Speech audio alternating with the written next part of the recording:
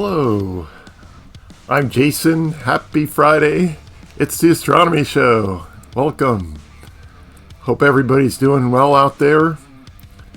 Tonight we have a bunch of things lined up for you that could be interesting or not to you. And this week we heard that a planet may have life on it, which I think, hey, Travel World, how's it going?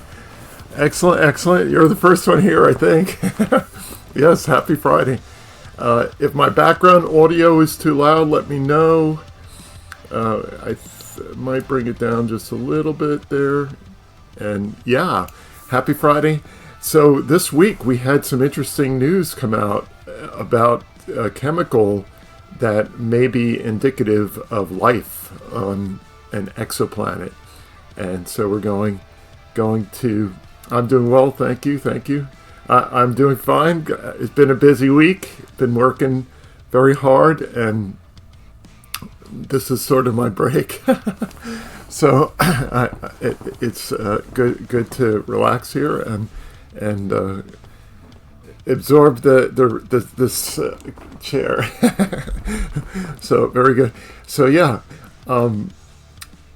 let me open up the story that is this interesting story that you may have heard about, and it has to do with the Webb telescope finding not only methane and other and carbon dioxide, but also some other chemicals that are may be indicative of a life form. So let me go into that article and see if I can get it to narrate for us here. Hold on a sec. Just going to select some text and hope that it does it. There we go. We'll park it there. And let's see if I can get this going here. So I'm going to reduce the background audio so that we can hear the narration. So let me... excellent. Yeah, right. It is exciting. I know. It's very exciting. So here's the title, right? And in addition to this chemical is let me cut my background audio down quite a bit because I the mixing here is fairly interesting. Let me just I'll pause it real low here. Well, there we go. I think that really cut it a lot. And let's see if we can mix in this narration. Let's go read aloud. Oops. Okay, hold on a second. Pause my background. Let me bring as this massive back. as Earth, has revealed the presence of carbon-bearing molecules, including methane and carbon dioxide. Webb's discovery adds to recent studies suggesting that K2-18b could be a hycean exoplanet, one which has the potential to possess a hydrogen-rich atmosphere and a water ocean-covered surface. The first insight into So I would just, add in there, hey, Lord Tebazel, how's it going? Welcome. We're covering an exciting story this week. You may have heard, actually came out on the 11th, but it really trickled out slowly, and of a chemical that might be indicative of life. And it's not in the title here. You have to go down in the story, and so we're listening to the story. And it was a Webb telescope. So I had mentioned in a recent stream that this astronomer, it is cool. This astronomer, Deborah Fisher, years ago had said, well, the odds of Webb finding life chemicals was a low probability. And, 1 week later, and she said it years ago, but a week after me saying that, I see this story, and I'll let the narration play out here too, and let that go ahead. So hold on a sec. Let me just see. Oh, excellent. I saw something else here. So I'll be able to. Oh, that's interesting. It didn't give me all my snoozes that I'm like usually it gives me 3 snoozes. It's only allowing me to have 2 today. So strange. So let me continue the narration, but I'm going to comment along the way on some interesting things that I observed in the story. Just give me a moment. And I will pause the ads here. Just, you know how I burn through them immediately, and it's like almost not even worth doing it. But in case people just got here who aren't necessarily, they might be following but not subscribing, let me just do that. And so here, let me press play. And Atmospheric properties of this habitable zone exoplanet came from observations with NASA's Hubble Space Telescope, which prompted further studies that have since changed our understanding of the system. so these hycean planets it has a hydrogen atmosphere that's very large, and potential an ocean underneath, and ice, what we call ice. It's a mini Neptune. It's not a super Earth. You might hear some people describe this as a super Earth. Yeah, I sure will. Here we go. I sure can share that link. Let me put that over there and paste. There we go. So yeah, there's the link, and it's what's interesting is that this ocean could be pretty hot, and it's around a star that is a dwarf star, but it's in the so-called habitable zone for an Earth-like planet that would be able to have liquid water in this zone. But it's like 2.5 size the diameters of the Earth, but 8.6 times more massive. So that's why they call it a mini Neptune. And this is the most common. Oh, you're welcome. Excuse me. This is the most common type of planet that we know of right now, based on the surveys that we've done and what we've discovered so far, is these mini Neptunes. So it also argues, like, if this does pan out, because they're going to do more observations, they'll probably mention it in the narration right now, so I won't do any spoilers. I'll just let it play through, and if it isn't in this story, I might have seen it elsewhere. So let me just press play here. System. K2-18b orbits the cool dwarf star K2-18 in the habitable zone and lies 120 light-years from Earth in the constellation Leo. Exoplanets such as K2-18b, which have sizes between those of Earth and Neptune, are unlike anything in our solar system. This lack of equivalent nearby planets means that these subneptunes are poorly understood, and the nature of their atmospheres is a matter of active debate among astronomers. The suggestion that the subneptune K2-18b could be a hycean exoplanet is intriguing, as some astronomers believe that these worlds are promising environments to search for evidence for life on exoplanets.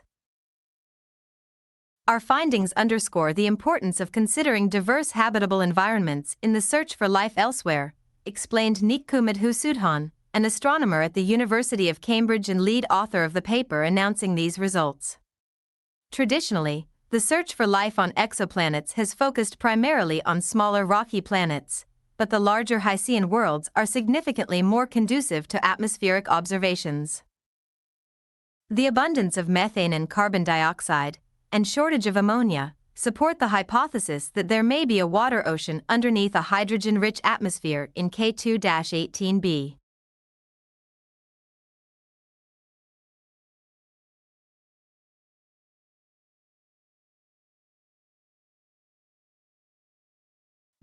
These initial Webb observations also provided a possible detection of a molecule called dimethyl sulfide, DMS. On Earth, this is only produced by life. The bulk of the DMS in Earth's atmosphere is emitted from phytoplankton in marine environments.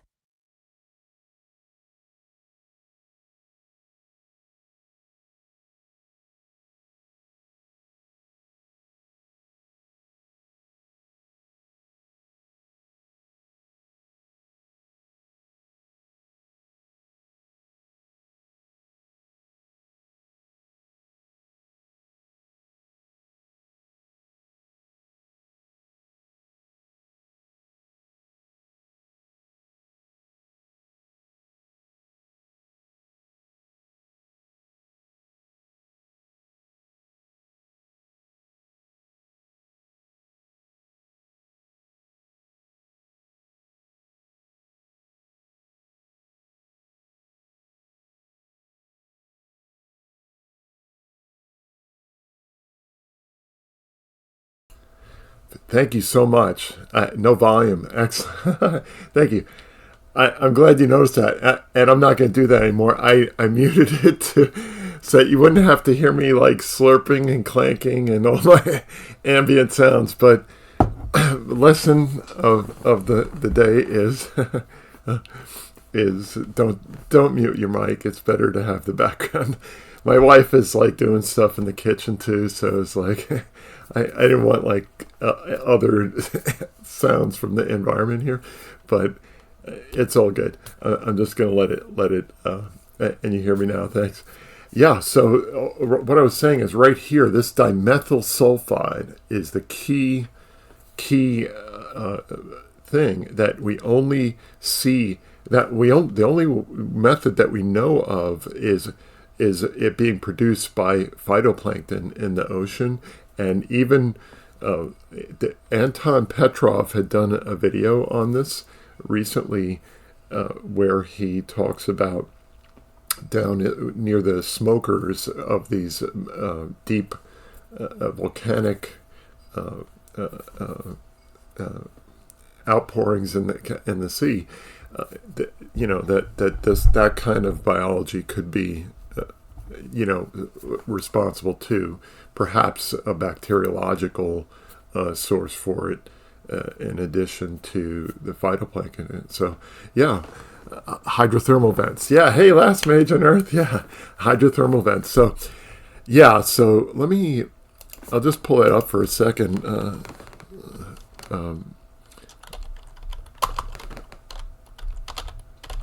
Dro. Smokers. Hopefully it pulls up. Yeah, so here's a hydrothermal vent, and here are these smokers in the ocean that have like a sulfur-based ecosystem involved. And they went into ad break too. So whoever I lost there, I'm sorry. I'm sorry about that, but they don't know, right? So yeah, here are those smokers that were referred to by Anton Petrov, and I'll put a link to that real quick. It's kind of a simple thing, but to put that in there we go. And yeah, so you could see in the ocean like where these things come up, and they do it's its own chemo biosphere and biota around it that are not solar dependent, but like this other comment that we just saw in the main article here. Where to go here? Is this it? Yeah. They had mentioned. Let me close this graphic. Oops. You gotta go the other way, right? Where they had just mentioned, and we'll resume. It's a short article where the phytoplankton would be what we think it came from. So hold on, let me see if I can.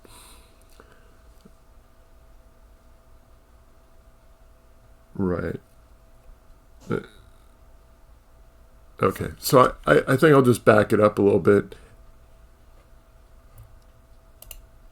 and just start over again, and I think that'll be wise. So they call them hycean worlds, right? And it might be mispronounced by the browser. Although this here. kind of planet does not exist in our solar... There we go. Yeah. Hycean worlds are predicted to have oceans of water. However, it is also possible that the ocean is too hot to be habitable or be liquid. Although this kind of planet does not exist in our solar system, subneptunes are the most common type of planet known so far in the galaxy, explained team member Subhajit Sarkar of Cardiff University. We have obtained the most detailed spectrum of a habitable zone subneptune to date, and this allowed us to work out the molecules that exist in its atmosphere. Characterizing the atmospheres of exoplanets like K2-18b, meaning identifying their gases and physical conditions, is a very active area in astronomy. However, these planets are outshone, literally, by the glare of their much larger parent stars, which makes exploring exoplanet atmospheres particularly challenging. I love how she pronounces exoplanet. But yeah, and I realized that I had skipped down a bit too far, but that's okay. Let me go back up. And so we stopped here where they talked about the bulk of the DMS, this dimethyl sulfide, in Earth's atmosphere is emitted from phytoplankton and marine environments. So it's pretty much what the main source at all of where this stuff comes from that we know of is from life. So what they have to do in these follow-up investigations is they did use a spectrometer that to get to this result too, but they've only done 2 observations so far, and in conjunction. So Hubble first, Kepler found it in 2015, and then Hubble observed it and measured, found water in the atmosphere, and then these measurements were in one observation from Webb was like 8 times as sensitive as what Hubble was in its measurements. So this thing in back of me here, again, is the dimethyl sulfide. It didn't show up in this other spot. Like if you look here, you could see this is still in the noise pretty much. So they really have to do multiple measurements and raise this signal even higher. It's significant enough, in my view, for it to be like a wow thing, and there can't, we're waiting. We'll see what the chemists are going to come up with, alternative hypotheses that maybe rationalize a volcanic methodology of this happening, or some kind of chemosynthetic way that this can happen naturally. And so that'll come out over the next few weeks, and then they're going to do a lot more follow-up observations using this same equipment, because it is one of the primary missions. Aloha, Redman. Welcome. Let me find my make sure I get the number right here. Redman 9876. Excellent. They can never say for sure. Yeah, they can never say for sure. That's right. But what would be interesting, because it is measuring this thing that is and interesting. Yes, aloha to you. By the way, I was born in Hawaii. Just so you know, born in Oahu. So, but I left when I was very young. Came back as an adult, but it's I'm not Hawaiian, but I was born there. so yes, the dimethyl sulfide. Looking at this chart, this rises enough in signal that it's probably something. So we'll see how it plays out, and it's going to be a wild ride, because if this turns out to actually be some kind of a life signature, and this is virtually very early in these searches around a super Neptune, a mini Neptune, excuse me, sorry, a mini Neptune, that is the most common planet that we understand right now. This would, multiply. The scaling of this could be interesting. And if there's let's say there are other moons or planets in the system, which there are, but others that are habitable, this is where you can get some kind of a panspermia kind of thing happening too, where it seeds on one of these mini Neptunes and then propagates through a system in spores, and extremophiles. I mean, you have to be really, really tough to live on a mini Neptune. It's hot there, and it's, you'll be a pretty tough creature already. So, yeah, leaving the gravity of a mini Neptune would be extremely hard, though. So I don't exactly know how that panspermia would work, but maybe moons around it would have chemicals contributed by the planet somehow, or I don't know how that's going to play out. Let me see what Last Mage says. I wonder what they would detect. I wonder what they could detect that would be for a sure dead giveaway that there must be some advanced civilization living on an exoplanet. So, it might. So, as far as chemistry, stuff like this, but also pollutants that we make as humans that degrade the atmosphere a bit, or reduce volatiles in the atmosphere.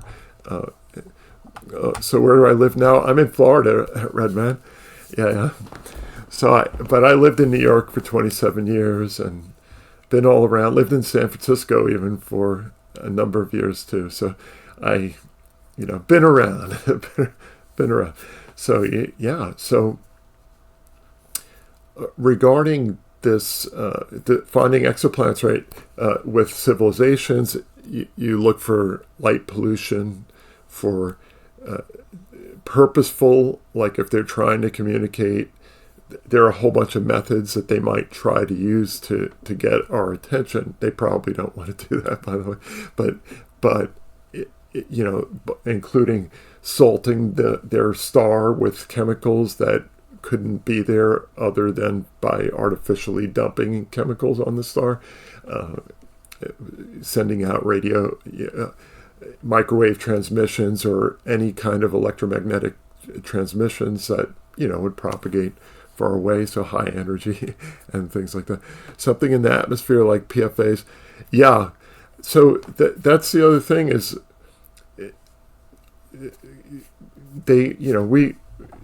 some of the things that might be obvious to us, like oxygen and other things, there are other ways that these things can be liberated into the environment.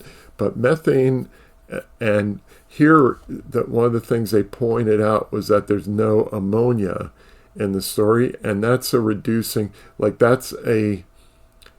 there are some things that become volatile when other chemicals are around, right? They bind up with other chemicals, so it takes active processes to increase them in the atmosphere. So, we would look for things like that, but maybe civilizations are not as stupid as to pollute their environment to such an extent that it would be detectable. So we can see something called the red edge. By the way, if we look at a planet covered in plants that are doing photosynthesis, and there are green and red photosynthetic plants, but they have a specific light signature that we could say, oh, there's probably some life there because it looks this color of light, and it's called the red edge. I don't know if I could find an article on that one, because that's like an older idea that I remember from a while back. But yeah, so, let me just see. So the DMS is pretty awesome, though. Tool, yeah. I mean, if they found that, it's pretty amazing. Absolutely, absolutely, yes. And in my lifetime, which you can see I've been around a while, this is the closest I've seen to like, oh, okay, that's interesting. I didn't get excited when they were saying that there were bacteria in Venus's atmosphere, or claims of life on other solar system objects. But this one has caught my attention more. Like, I'm like, oh, okay, now this one we gotta watch. So yeah, thrilled. Oh, you found this channel? I was a big wave surfer, but had an accident 3 years ago, destroyed discs above and below L4, and was as well as fractured the L4, several surgeries, and was bedridden for 9 months. And you made a fantastic recovery. Excellent, excellent. Oh, wow, that's awesome. And so, are you in Hawaii too? And were you affected by the firestorm, or if hopefully none of that has occurred to you? And congratulations on recovering too. Surfing is such an awesome thing, and I have friends who surf. I'm not a surfer because I'm not a super strong swimmer.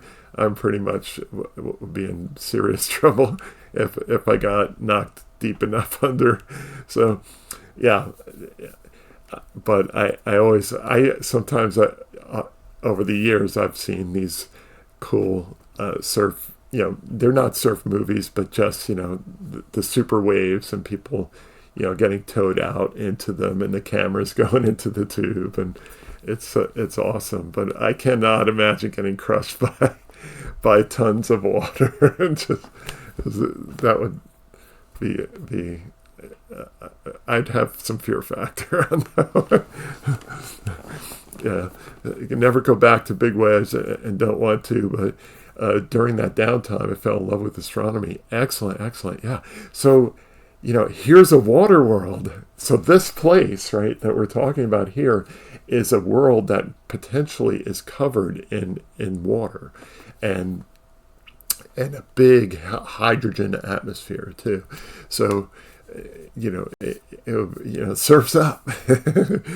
But it would be, we couldn't actually do it because the gravity would crush us, and it's also a bit too hot, and the pressure of the atmosphere is way too much for most Earth life. So that's one of the interesting stories. I guess I could put it on the narration of the graphic here real quick, and just to let that play out. Oops.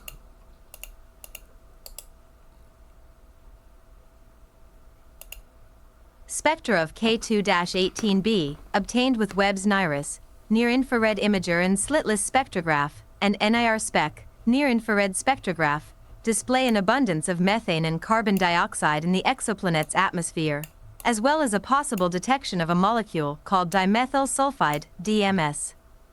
The detection of methane and carbon dioxide, and shortage of ammonia, support the hypothesis that there may be a water ocean underneath a hydrogen-rich atmosphere in K2-18b. K2-18b, 8.6 times as massive as Earth, orbits the cool dwarf star K2-18 in the habitable zone and lies 120 light-years from Earth. Excellent. Well, enjoy making dinner there, travel the world, and I appreciate you being here too. Excellent.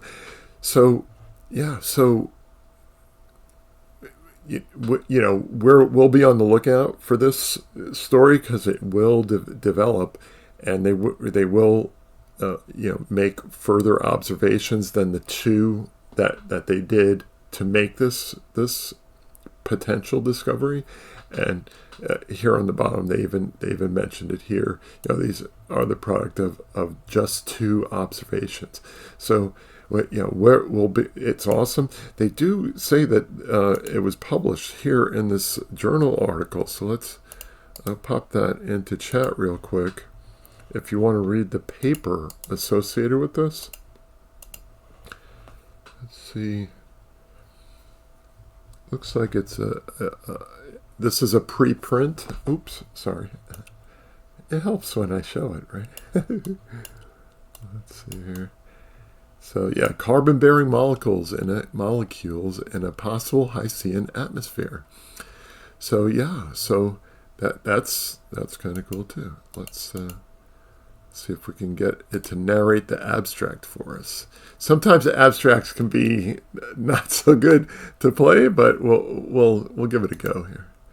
The search for habitable environments and biomarkers in exoplanetary atmospheres is the holy grail of exoplanet science. The detection of atmospheric signatures of habitable Earth-like exoplanets is challenging due to their small planet-star size contrast and thin atmospheres with high mean molecular weight. Recently, a new class of habitable exoplanets, called hycean worlds, has been proposed, defined as temperate ocean-covered worlds with H2-rich atmospheres. Their large sizes and extended atmospheres, compared to rocky planets of the same mass, make hycean worlds significantly more accessible to atmospheric spectroscopy with the JWST. Here we report a transmission spectrum of the candidate hycean world, K2-18b, observed with the JWST NIRIS and NIR SPEC instruments in the 0.9 to 5.2 micrometers range.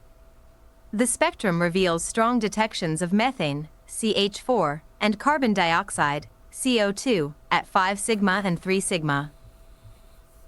Confidence, respectively, with high volume mixing ratios of 1% each in a H2-rich atmosphere. The abundant CH4 and CO2 along with the non-detection of ammonia, NH3, are consistent with chemical predictions for an ocean under a temperate H2-rich atmosphere on K2-18b. The spectrum also suggests potential signs of dimethyl sulfide, DMS, which has been predicted to be an observable biomarker in hycean worlds, motivating considerations of possible biological activity on the planet. The detection of CH4 resolves the long-standing missing methane problem for temperate exoplanets and the degeneracy in the atmospheric composition of K2-18b from previous observations. We discuss possible implications of the findings, open questions, and future observations to explore this new regime in the search for life elsewhere. So that's kind of awesome too. Let me catch up with chat. Let's see here. I was reading that Last Mage on Earth says, I was reading that DMS is a component that is the smell when you boil cabbage and other veggies. Ooh. that sulfury smell, yeah. If fires didn't affect you, you're on North Shore of Oahu, towards Kiana. Oh, that's Cana Point, which is great for astronomy due to very little light pollution. It's Bortle level 3. Whoa, so that's awesome. So you're into astronomy. That's cool. You mentioned Bortle, then I'm like, oh, okay. So yeah. Oh, that's cool. Yeah. So do I do any astrophotography? No, I'm not. Years ago, I used to fiddle around with like primitive stuff on purpose. I was testing the bottom, so to speak.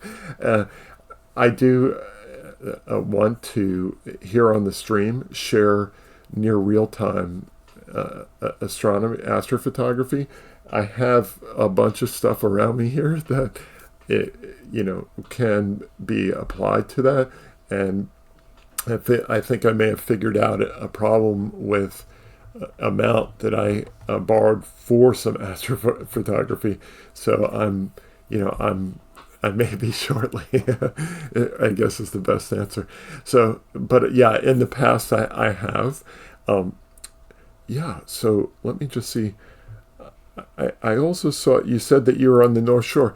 So my mother and I, we used to live near a place called Akinui Road, and it was right next to the beach, and it was so close to the beach, and this is in the early 1960s, so it was so close to the beach that one time one of the waves made it into the house. So it was a big wave, and it was like one of the winter, one of the super waves that come. So yeah, so I have that's my little small micro Hawaii story there. So there you go. So this paper is kind of awesome. I want to even bookmark it to save it for later, because let me just add it to my favorites here and come back, because this paper is going to be kind of awesome. Let me just see if they have any cool graphics in it. That would be kind of fun here. Okay, let's see. Just gonna pop this open. I won't read this on stream. It would be everybody could, then we could go into sleeping mode, I think, if we did that. But let me also put on some background kind of instrumental thing here. Whoops, sorry about that. Whoa. I am correcting for that. I got it. Okay, there we go. Maybe this might get too loud, and I apologize if it gets too loud. I have to adjust these things a little bit. So Akinura is famous for waves coming up into houses. Oh, awesome.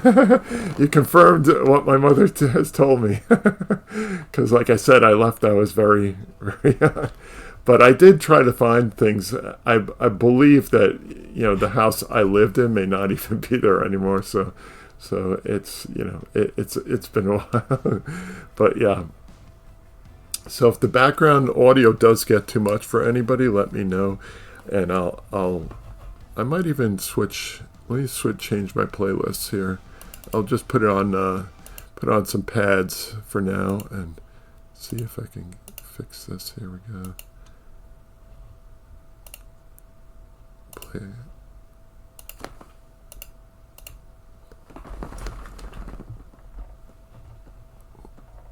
Is it playing is the question.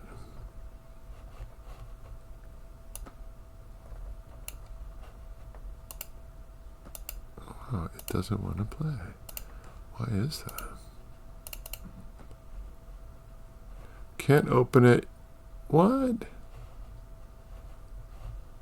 It's telling me on my machine, on something that I recorded, is telling me that, and I made this MP3 from my machine, and it's telling me I don't have permission to open it.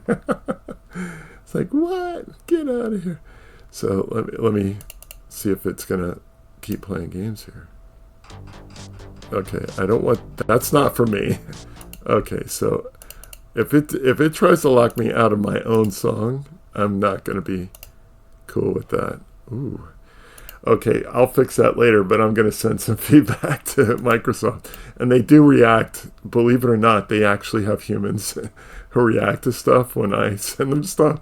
So they will react. So let's go. So I guess we're going to do some synthwave here because they killed my pads and drones here for some reason. Wait, what? Let's see here. Maybe I could do this track.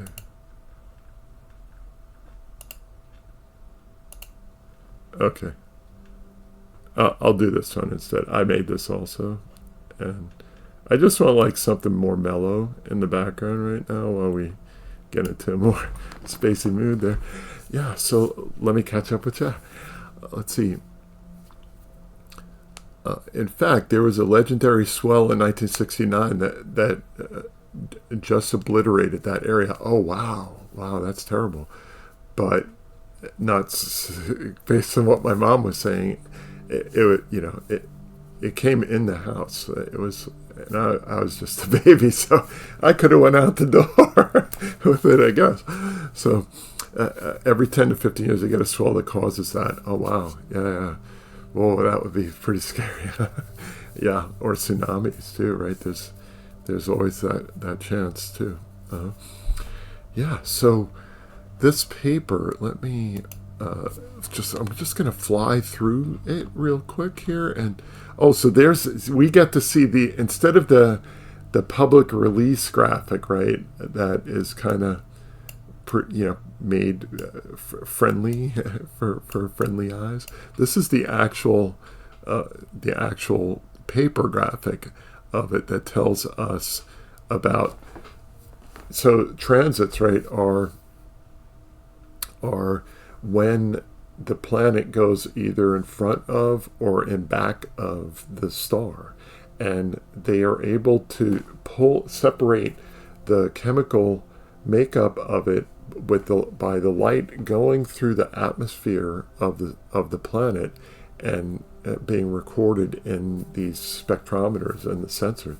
So that's what that transit depth thing is on the left. And then the wavelength is this frequency of light that they were looking at, and where the bumps are in the light are indicative many times of the chemistry. When a space-based telescope, especially, the chemistry of what you're looking at. So let me see. I think I saw a chat jump here. Irish John Games. Welcome, Jern.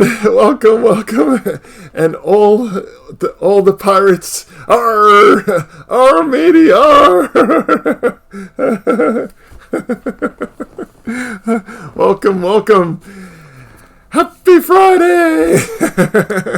You got left behind. Welcome, fucking Twitch. Yay, arr, matey, arr. Welcome, all the raiders. Welcome. Happy Jern Jam 2 to everyone. I hope many of you, I saw the last time I looked, there were 60-something registered. I think I looked yesterday for Jern Jam. And, I'm doing good, Jern. I'm doing fine, thank you. And as you know, I've been busy working on stuff and feeling guilt about not being in Jern Jam. And, you already mentioned before that you understand, I have to eat food. so there, and we went into ads too. Oh, I'm so sorry. Let me just mention.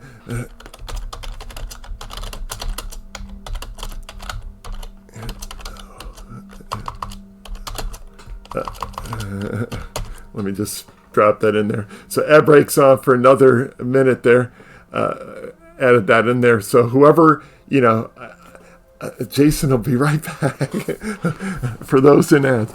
So, yeah, so we were, for everybody who's a sub here, we, this graphic is exactly consistent with what we saw on the press release, but now we know why, what they're talking about in the wavelength of light, basically the frequency of the light, and how deep the signal was. So let's see here. I'm just going to zoom through here, and when they come back from break in 30 seconds, they'll be like, what's going on here? But let's see. Ooh, let me see this real quick. So I'll explain to everybody too, what we're talking about and what we do here. And thank you everybody for your patience. Let's see. So here's a different look at that, but we'll back out of this for a second here. Welcome back from the break, everyone. Sorry about the break there. It went straight into break, and I don't have any pausing of ads left. I usually burn through them in the beginning of the stream, so I apologize to all of you. I'm Jason. I'm an amateur astronomer, but I've been doing this for decades and decades, and I try to help people to learn more about the universe, about getting into astronomy for little to no, Jason, I don't have that sound file here. Jason. So yeah, I don't have that one here, but yes, I'm Jason, and like I said, welcome to all of you. I appreciate the raid, John. John is a great streamer. For those who are here, who are watching before the raid, John, Irish, also known as Jern, is a streamer who's a game dev making Rise of Piracy, and an excellent game that he's been working on for 4 years, and also works on very frequently, but right now he's on a 2-week hiatus, working focused on his project, his side project, and also he's running a big game jam now where dozens and dozens of game devs are bringing all different kinds of game software. You can use any game engine you want to join Jern Jam. If you want to put the link in there for Jern Jam, I'm cool with that too. you know, even I wanted to enter into it. I have looked and touched game engines over time, as Jern probably may know. I've touched them, but I'm not a game dev in the slightest. I'm not even, you know, I wouldn't call myself a programmer or any coder or any, you know, I wouldn't malign them by calling myself one of them.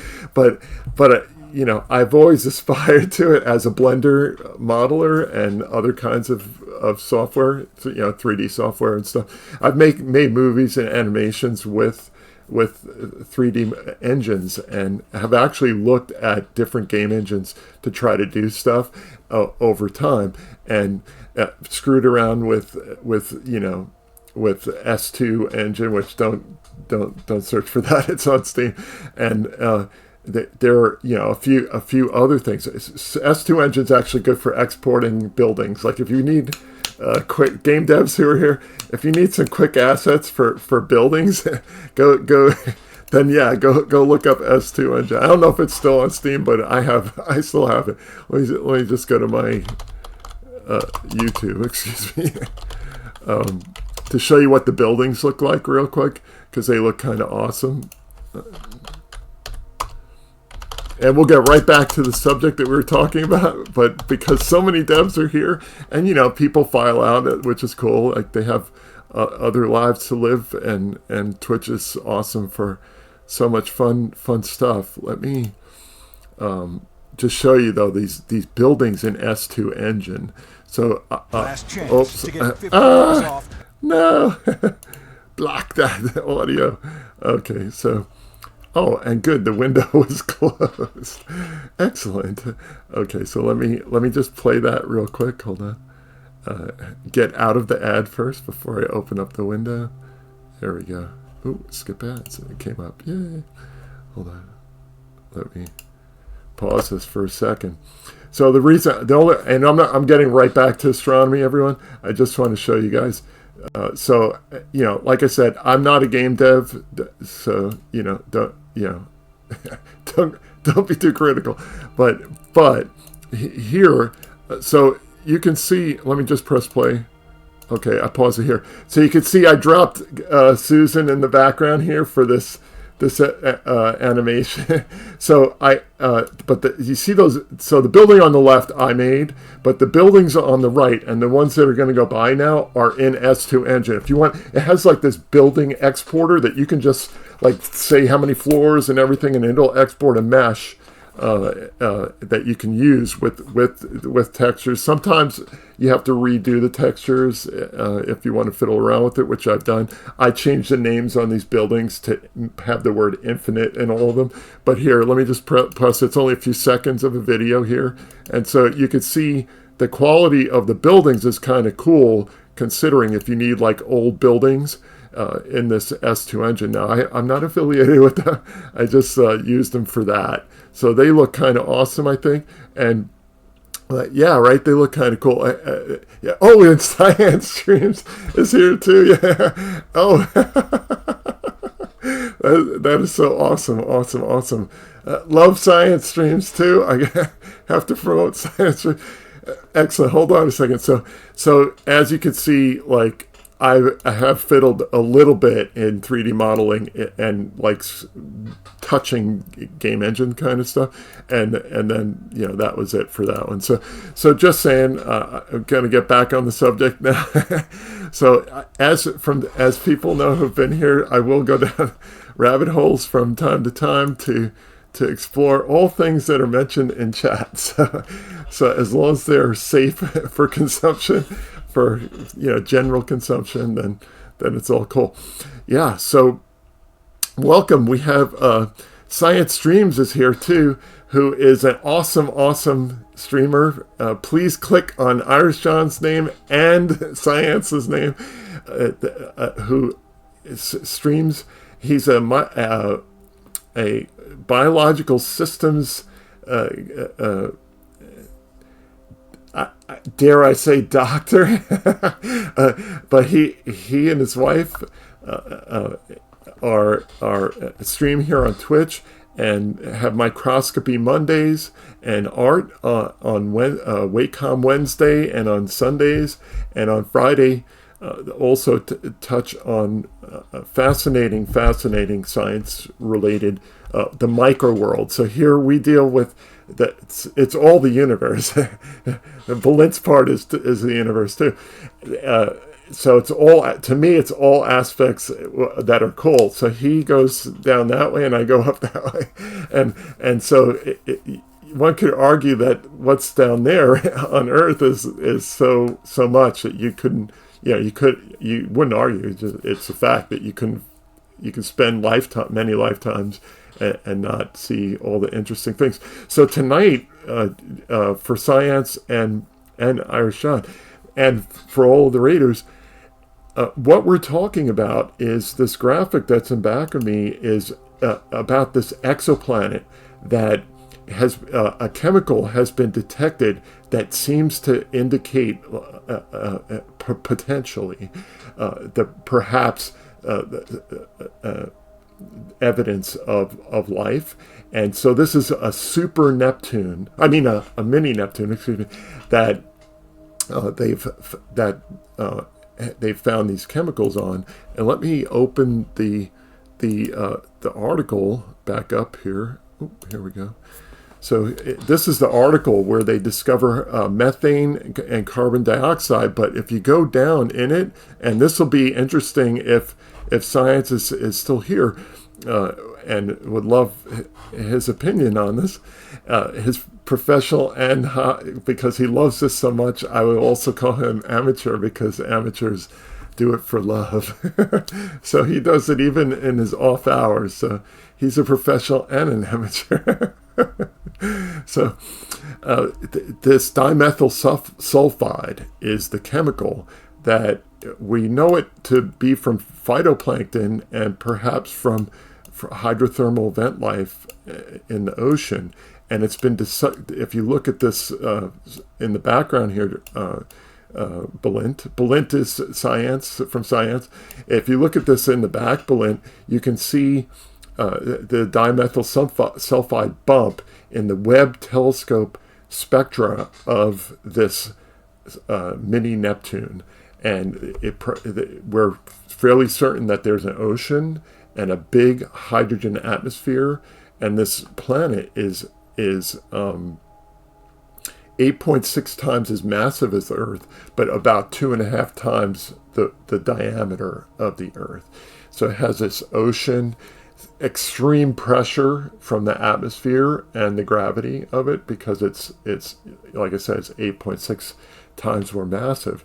But this is to me, and I've been doing this a while, as you can tell, this to me is like it is one of the biggest things that has come out of Webb, and perhaps in this search for life in the universe.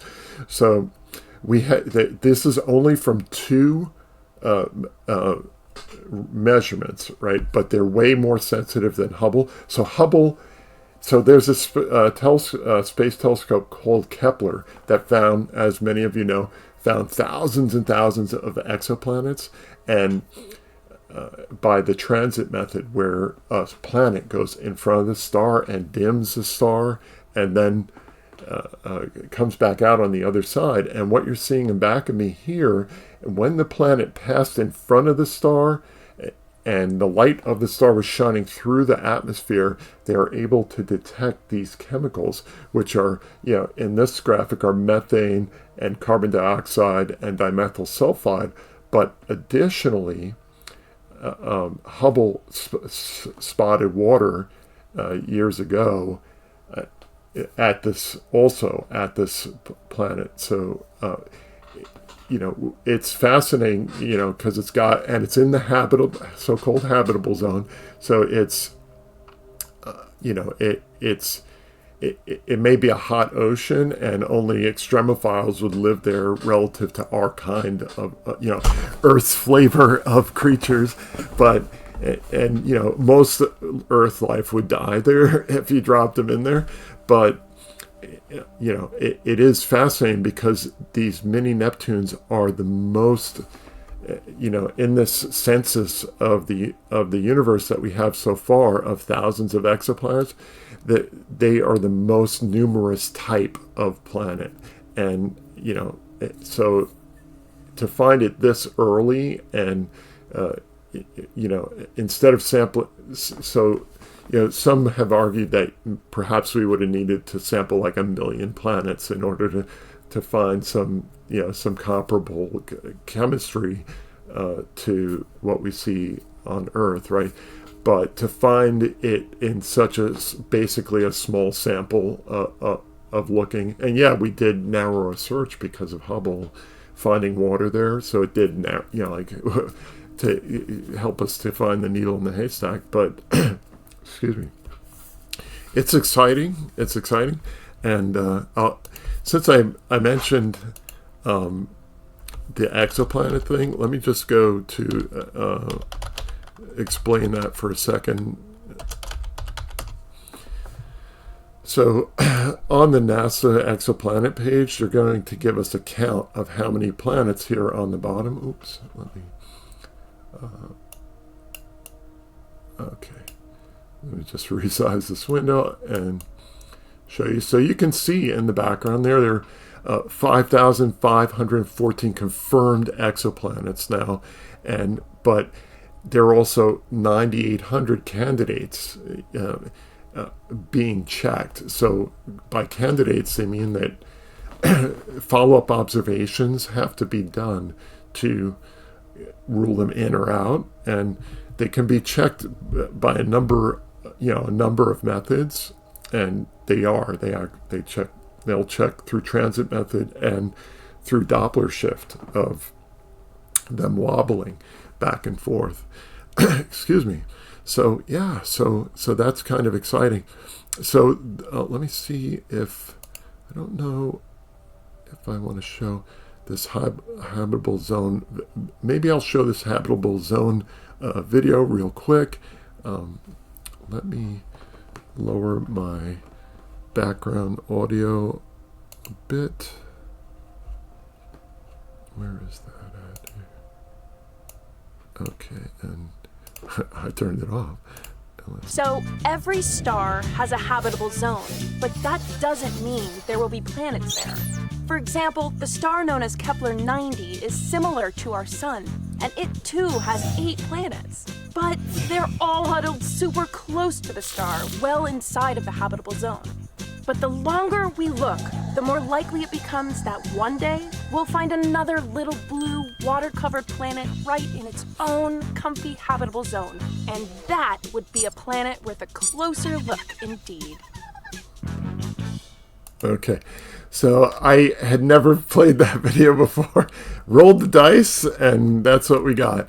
So what I would say is just, if you have been to here before, I also would argue that there perhaps is no such thing as a habitable zone. And it sounds contradictory, but the reason I played that here is to show you this is the concept that many astrobiologists have, which is, that you need to have a zone of liquid water to survive. But it's, we have a number of moons in our solar system right now that have liquid oceans underneath their ice because of tidal flexing by either Jupiter or Saturn, and even further out. So, excuse me. So, if there's liquid water, the point being there's liquid water beyond our habitable zone here in the solar system. So, and all these places are, considered good targets for looking for life, like even Titan, which is extremely cold, but has an atmosphere that has a higher pressure than Earth's, and mostly nitrogen, but it's so cold that we can't imagine a process. Hey, Scotty Rotten, how's it going? Welcome. rock and roll. So there's Scotty Rotten. Scotty Rotten is a streamer on Twitch. Please click on Scotty's name. Oh, Science streams too. Excellent. Cool bees, right? Or wasps. So yeah, let me pull this up. Yeah, that's a wasp. Local. Oh, that's local brick shops. Okay, cool. Excellent. So yeah, Scotty Rotten listens to tunes, and you could see there. Follow Scotty Rotten too. He likes to do playlists. If you want to hang out and just relax with Scotty Rotten, he's from Canada, up yonder, and what formerly used to be known as the Great White North.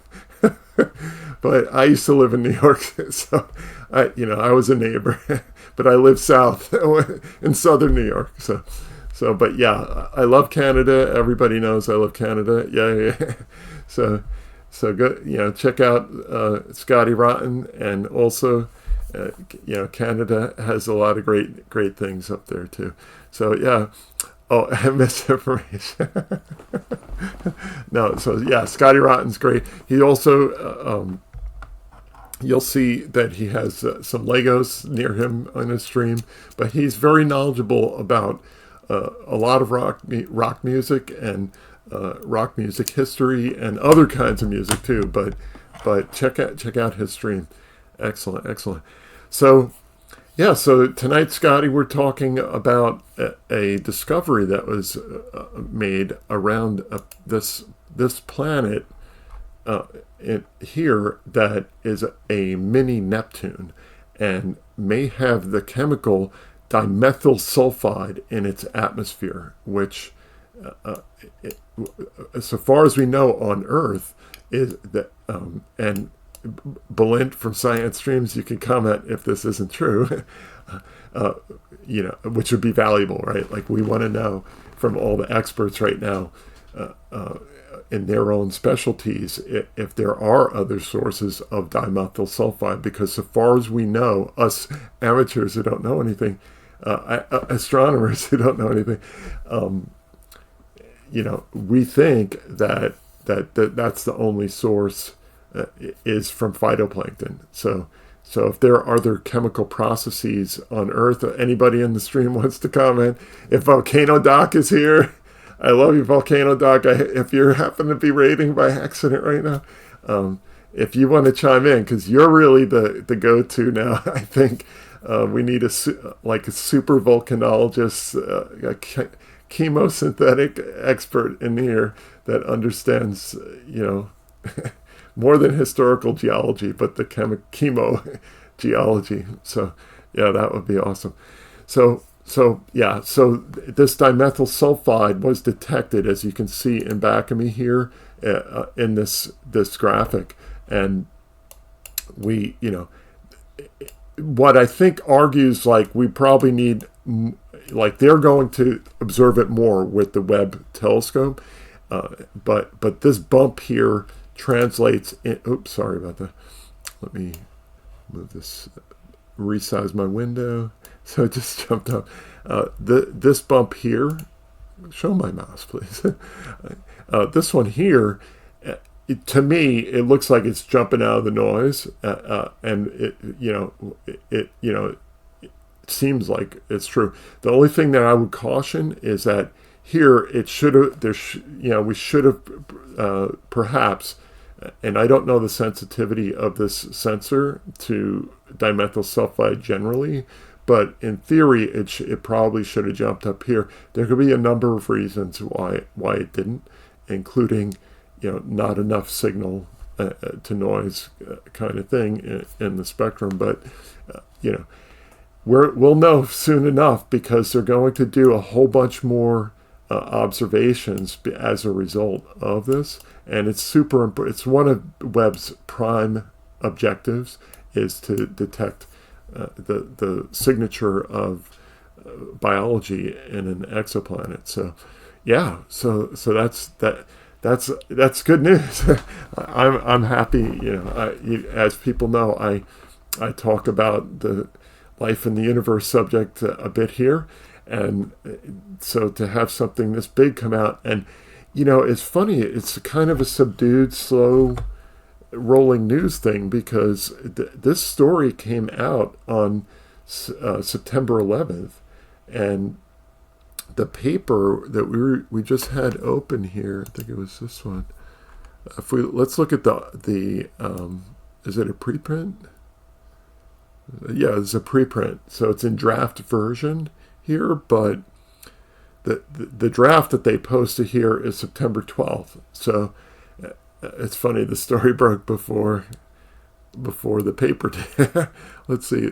I think I saw on the NASA site that it said the 11th on the top of the article. Let me close this part here. Whoops, what just happened there? Don't even know. Remove crop. By the way, don't ever use some of the things that I use here on the stream.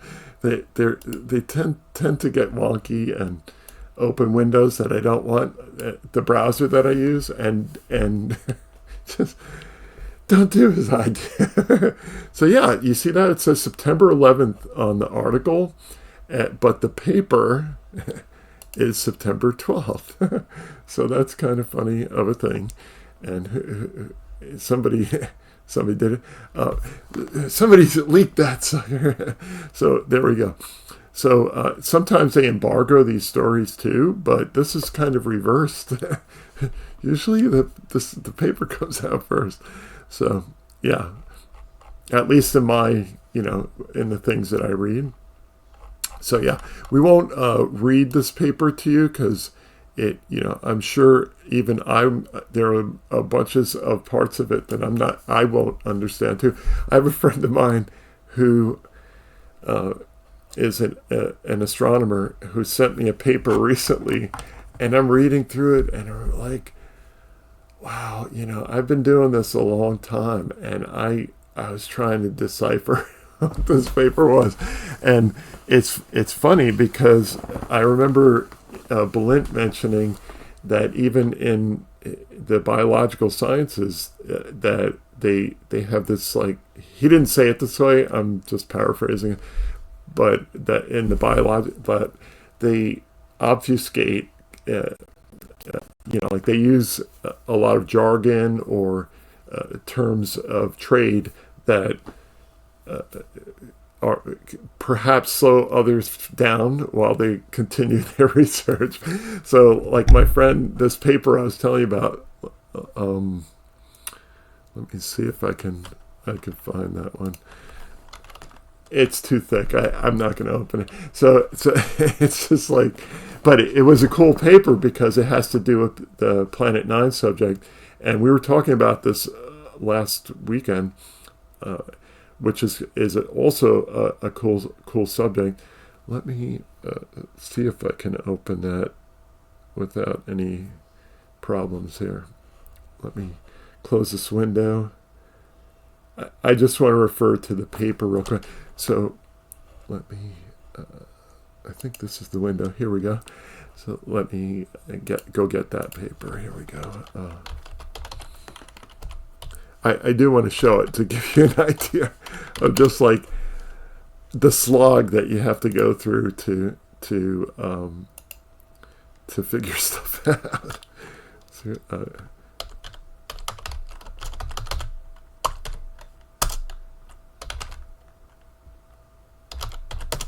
just open this up. Here it is. Here, I think I found it right away, which is yay! It's a miracle. Okay, let me open it up and reopen the window here. Here we go. So here's this paper, right? And these are great scientists, by the way. But they're talking about these exoplanets that there may be multiple beyond Neptune. And so a lot of you may have heard of the Planet 9 hypothesis. And so my friend writes sends me this paper. I love him, but I'm reading through this thing, and I was struggling to understand, large portions of it. And like when I was talking to him, I missed like the biggest, like one of the biggest points of the paper. So I'll just show you like here. So here in the paper, right on this chart, so this gap is kind of representing a gap beyond Neptune, right? And the point I missed was that, there's an add-on too. So this is like one of the key ones too. So,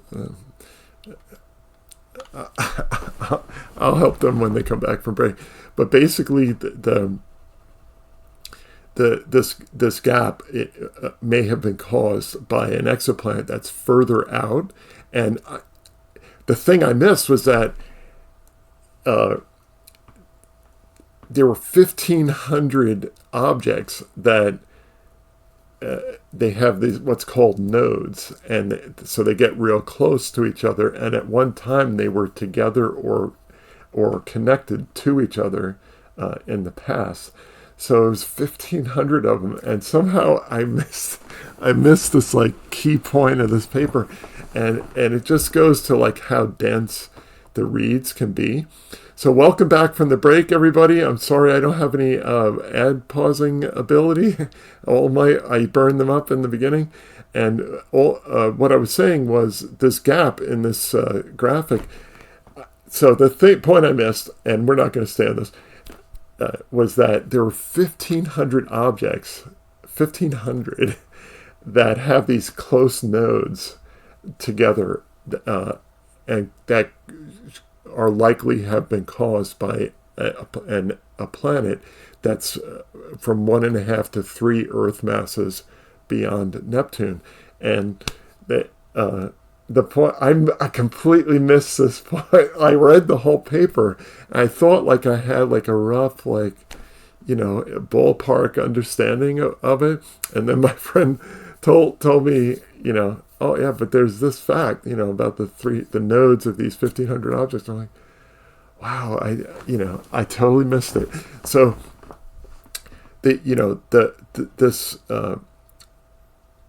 what this would do for some scientists, right, is buy them time. I'm not saying that happened in this case, by the way. Some scientists want to do things in plain language too, but they don't have to, right? They're talking to their peers, and they don't have to oversimplify the jargon and make it easy for people who don't know about their trade. But that said, some of them are even inscrutable to people in their professions, and sometimes it's so obfuscated that by the time somebody figures out what's going down, they've already gotten in more research time on the subject that might help them to nail down some facts that they haven't gotten yet in the paper. I'm not saying that happened with this paper, but just generally speaking, my understanding is that this stuff happens out there. So I'm just going to scroll to the bottom of this. I just wanted to understand this graphic for a second. We won't stay on it. Let's see. Bin visual clarity shows. Okay, so really, right, they're showing basically the same thing as above, where the Webb telescope was, has this wavelength of light versus the transit time, the transit depth, and they were seeing the dimethyl sulfide here. They didn't mark it here, but that's basically where it was in the spectra. And so, yeah, it's cool. We're not going to stay on this. So let me move on. Yeah, so that was a great story that we touched on of the possibility of life. So spread the word to your friends that, it's possible. We'll know pretty soon. I'm going to drop the link in chat to the story of this great possible discovery. And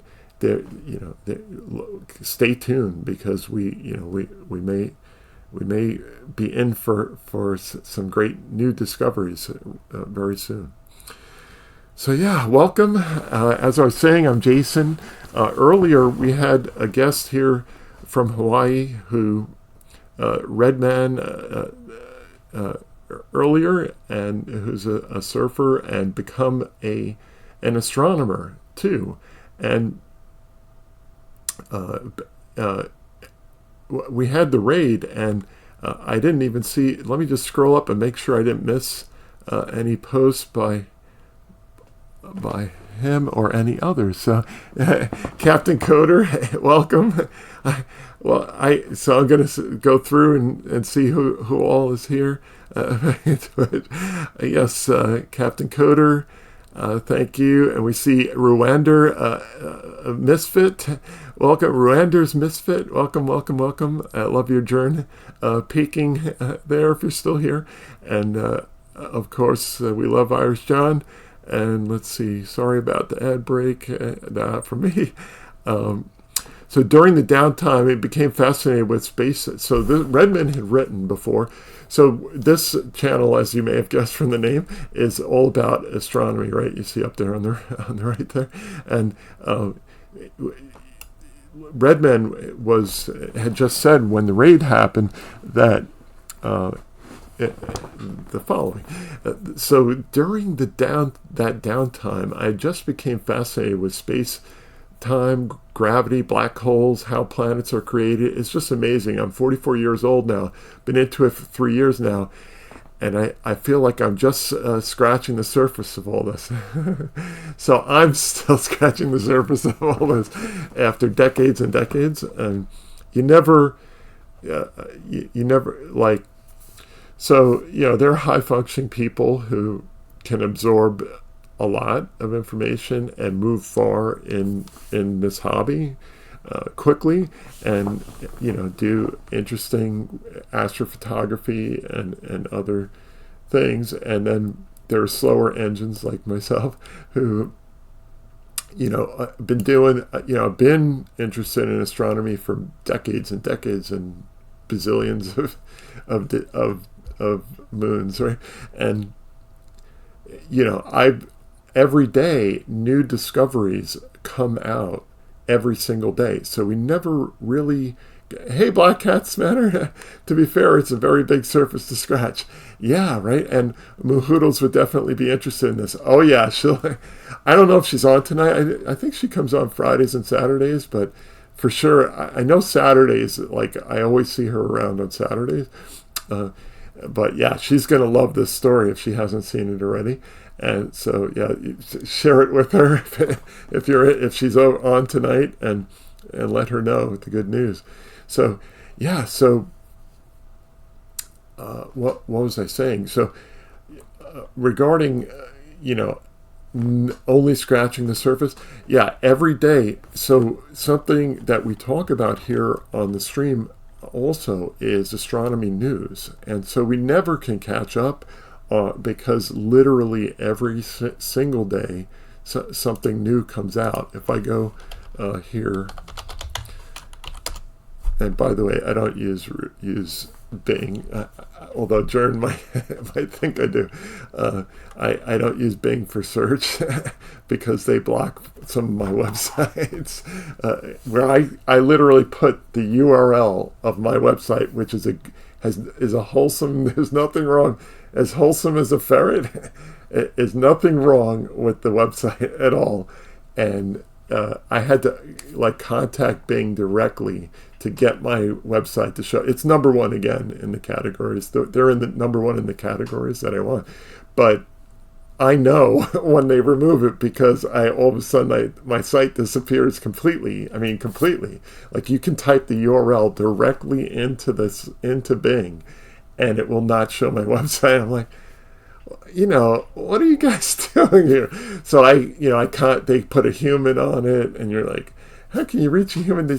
I've been getting humans all over the place. It seems like Silicon Valley is starting to reverse their policy of no humans, because I've been getting through to on Yahoo. My wife has Yahoo accounts, and I was talking to people, and they were fixing problems. I was like, this is great because they run some other websites that we have and some other stuff that we do. So yeah. So it's just like.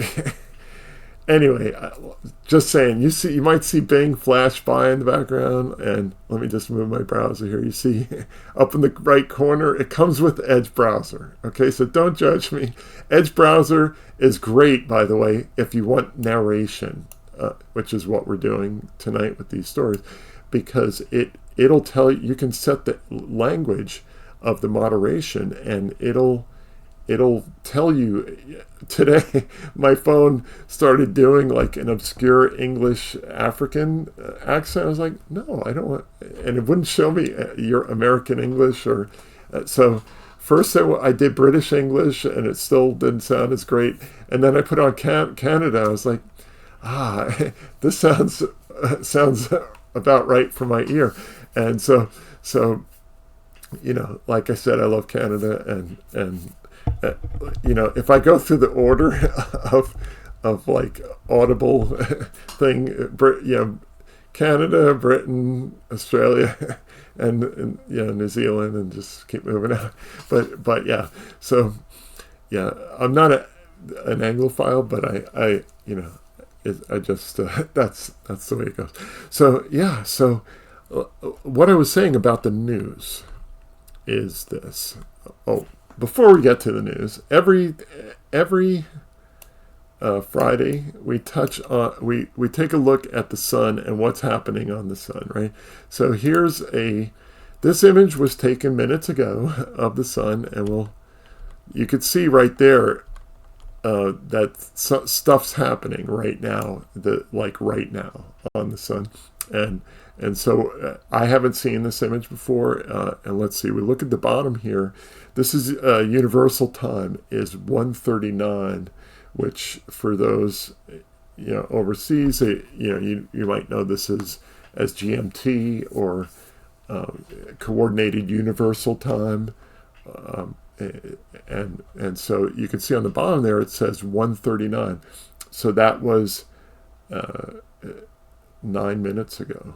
So this image is 9 minutes ago of the sun, and if we look at this, this is in the helium spectrum of light of the sun. Let me resize the window. Oopsies. And I still have. Oh, that's interesting. I didn't notice that before. So. Don't mind me, just operator observing things. So if we get out of this one and look back, so we always touch on the suns, on our way to other things. And so here's the sunspot, today's sunspots, right? So this image might be a little bit older. Let me see. Oh, let's see here. 16, 9, 16, 1:15. So I'm pretty sure this is about a half hour ago, this image. And so these are sunspots on the sun. So if you're in a part of the world right now where you have eye protection, if you go outside and look at the sun right now, this was taken about a half hour ago. So these sunspots are what you would see with eye protection on the sun right now. So that's in closer to visible light, although it's a filter too. So look at that. But I just moused over by accident, Bing by accident, and I don't want this. I didn't ask for this. Stop it. So I'm gonna. It went back by itself. So I moved up here and it went all the way back. So it must be listening. So let me restart. I see that I had my music kind of borked here. Let me fix that a little bit. And I hope everybody's having a good night tonight. Happy Friday.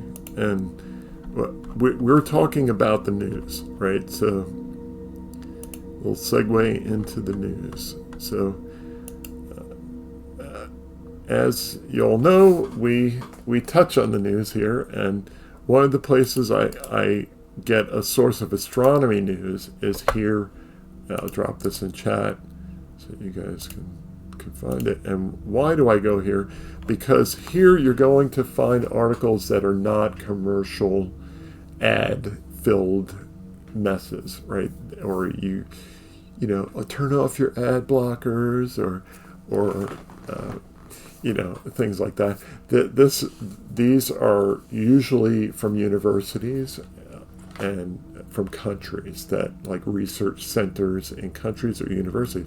And so I dropped that into chat because I want you guys to find it in the future. It's awesome every day. So before we were talking about every single day, so much comes out that we cannot keep up with it. So you know, before Redman had mentioned, you know, like, I've only scratched the surface. We've all only can scratch the surface. And let's see, I thought I saw a message. Sorry about that. So here you can see the dates on these stories are today, right? The 15th, or if you're in England, it's, you know, or else over the pond, it's the 16th already.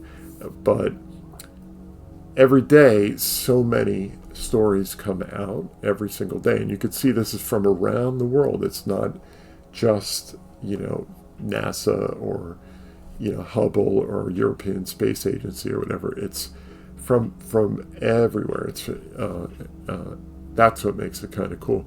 So some of these I won't click on because of the European rules on copyright, and I would like to. So if you guys could change the laws, that would help, because we're you know, I try to promote astronomy, right? That's an education, but you know, they're kind of restrictive about the sharing stuff. So you know, and everybody's got to click on cookies and all this stuff. So anyway, that's my vent for a few seconds. So let's see. We do have a couple of cool stories here. If anybody sees a story.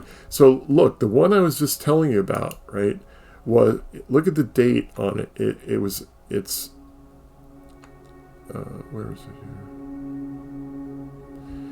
September 11th, right? And look how many stories have come out since that story. And I'm guessing that a lot of you haven't heard about this, you know, potential life's discovery out there. And it's like, you'll see tomorrow or the next few days, the media is going to slowly start catching up to us. But here you can get it before even the space, you know, the commercial advertising universe does. So that's why I linked to that. So as you can see, it's a slightly different way that they covered it. So before we covered it from the NASA site, but the way they're covering it here is they go to webtelescope.org, which has the similar release, and oftentimes the wording is even the same because it's a joint release. Let me just see. So you see the same graphic behind me is the same one in this article and in the other one. And let me just scroll down here, but it's not the same link that I gave you before. And so if you go down here, it's the same exact story, but point being that you can find out earlier. Like, this was posted days ago.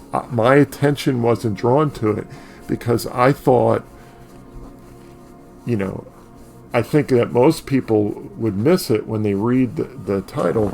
It says JWST discovers methane carbon dioxide in atmosphere of K2-18b. We're like, okay, yeah, we've all heard that, you know, water's been discovered and methane. Yeah, we these are like things we've been hearing over and over years. It becomes mundane, and then you know, deep inside the story is this like super news, you know, that could be,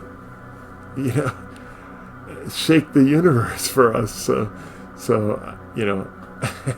you always have to look, I guess. I found out by accident. I was in my kitchen and Anton Petrov covered it on a stream, and I was like, "What's this?" And he was kind of stoked about it. So I was like, what? Oh, this is awesome. So there you are. Let's see what else we could get into here. Let's see. JWST confirms expansion rate. Yeah, so I had seen this story before, too. And we can...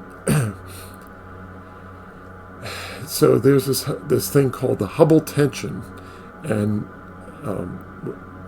we don't know. We have some conflicting observations, and let me click on the article real quick. Let's see if we can get the narrator to. Let me make sure this is the same one I read.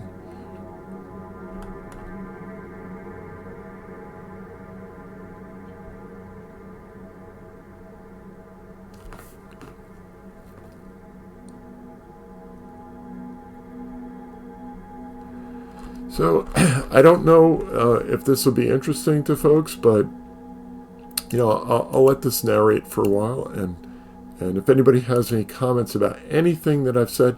Oh, before I dig into this, if you are interested in amateur astronomy, if you're interested in learning how to use a telescope, finding things in the sky, that is always a reason to stop everything and we could go down all kinds of different paths to looking at things, because we'll all be learning along the way. And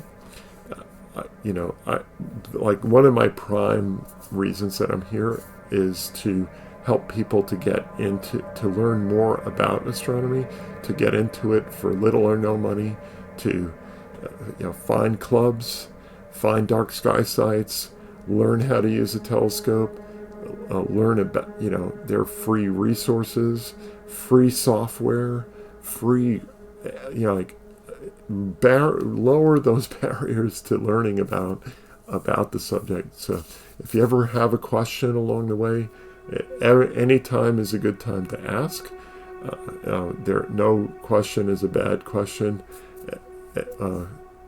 if it's related to the universe or astronomy. I will qualify it with that, because I can think of a lot of bad questions. I just if we could, if we stay on topic, it helps everybody. But if it's something cool, like if you want to talk about anything that comes up, I'm cool with it. If we can always get back to the tracks for the train here. So I think I will do some narration on this. Let me let it do that. Let's see. And its value. Hold on.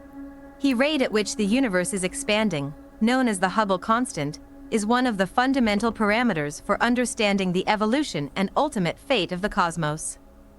However, a persistent difference called the Hubble tension is seen between the value of the constant measured with a wide range of independent distance indicators and its value predicted from the Big Bang afterglow.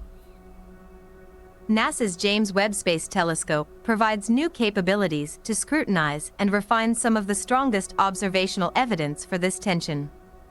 Nobel laureate Adam Rees from the Johns Hopkins University and the Space Telescope Science Institute presents his and his colleagues' recent work using Webb observations to improve the precision of local measurements of the Hubble constant. View description. This diagram illustrates the combined power of the Hubble and Webb space telescopes in nailing down precise distances to a special class of variable star that is used in calibrating the expansion rate of the universe. These Cepheid variable stars are seen in crowded star fields. Light contamination from surrounding stars may make the measurement of the brightness of a Cepheid less precise. Webb's sharper infrared vision allows for a Cepheid target to be more clearly isolated from surrounding stars, as seen in the right side of the diagram. The Webb data confirms the accuracy of 30 years of Hubble observations of Cepheids that were critical in establishing the bottom rung of the cosmic distance ladder for measuring the universe's expansion rate. Download the high-resolution Cepheid graphic. Image credit, NASA. ESA, J. Kung, STSCI. Science, A. Reese, STSCI. Did you ever struggle to see a sign that was at the edge of your vision? What does it say? What does it mean? Even with the most powerful telescopes, the signs astronomers want to read appear so small that we struggle too. The sign cosmologists want to read is a cosmic speed limit sign that tells us how fast the universe is expanding, a number called the Hubble constant. Our sign is written into the stars in distant galaxies. The brightnesses of certain stars in those galaxies tell us how far away they are and thus for how much time this light has been traveling to reach us, and the redshifts of the galaxies tell us how much the universe expanded over that time, hence telling us the expansion rate. So Black Cat's Manor mentions, I think Dr. Becky's vid this week was about that article. Haven't watched it yet though. Uh-oh, spoilers. So Dr. Becky, for those who don't know, is on the YouTubes, and let's pull her up here. And so, yeah, yes, so you can see here, and I'll try to block the okay. No, Ryan Reynolds, stop. We don't want your ad, stop it. Although Ryan Reynolds is funny, but I don't have rights on that, so let me skip ads. Here we go. And go. Oops. I pressed skip ads, I swear. Hold on. So I have her muted because I also don't have her rights, but or even to show her graphics, but go to Dr. Becky. Here's the Dr. Becky story on this, right? I'll put it in chat too, and excuse me, to share what Black Cat's was talking about. So Black Cat's Manor is an astronomer here. So yeah, let me, before I get off of Dr. Becky, she's an awesome physicist who astrophysics is her specialty, and she puts out videos weekly and does a monthly what's in the sky thing too, and it is is worth following her. And so, speaking of following, Black Cat's I see Irish John the yay. So is here. Excellent. So cool story, Bob. Yay. So what was I saying? So Black Cat's Manor, please click on his name too. He's an amateur astronomer and is an imager who streams, may be streaming right now, and shows us deep sky objects, and other, even does a daytime stream periodically too of objects. So go check out Black Cat's. He's been a regular here, visiting on the stream. And so we get, if you haven't been here before, through the night we get other amateurs and sometimes professionals come through the stream and comment and share their images with us too. And so it's kind of like becoming a node of sharing images from recent deep sky images by amateurs and and solar system objects too. Here I share simple, like moon streaming and planet streaming, and I have a number of scopes, as many of you know. And other ones kind of waiting in the wings here to do better things. And so, come come by on Fridays and Saturdays and check out the stream here. Give a follow if you can. And ads just started, and it isn't even warning me about ads. So for those who are still here, you're already following and subscribing, and I greatly appreciate that from all of you, especially Lord to Basil. If you're still here, Lord to Basil has been like one of the most of my subscriptions have come from Lord to Basil, and I appreciate it greatly, and also thank others who have subscribed immensely. I appreciate you guys being here. So, getting back to this story, what they're pointing out basically is that the Hubble Space Telescope and the Hubble constant is in tension in physics, and we're not exactly sure what's going on. Basically, we don't know what's going on, and there's a lot of room for getting to a solution here. So it could fundamentally change physics, basically, when we answer this dark energy question that is causing the universe to expand quickly. Welcome back from break, everyone who is on break. Welcome back. I appreciate it. And so we're just talking about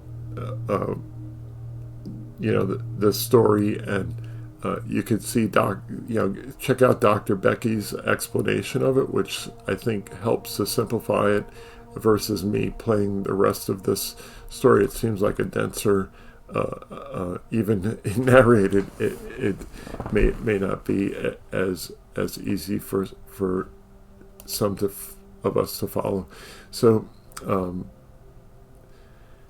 what I would say is that we don't understand what's causing the universe to speed up, and what dark energy is that makes up so much mass of the universe, and dark matter too. We just don't have a clue. It's kind of fascinating that we don't know what most of the universe is, and that story just points to increases the problem because we have conflicting observations that don't match up.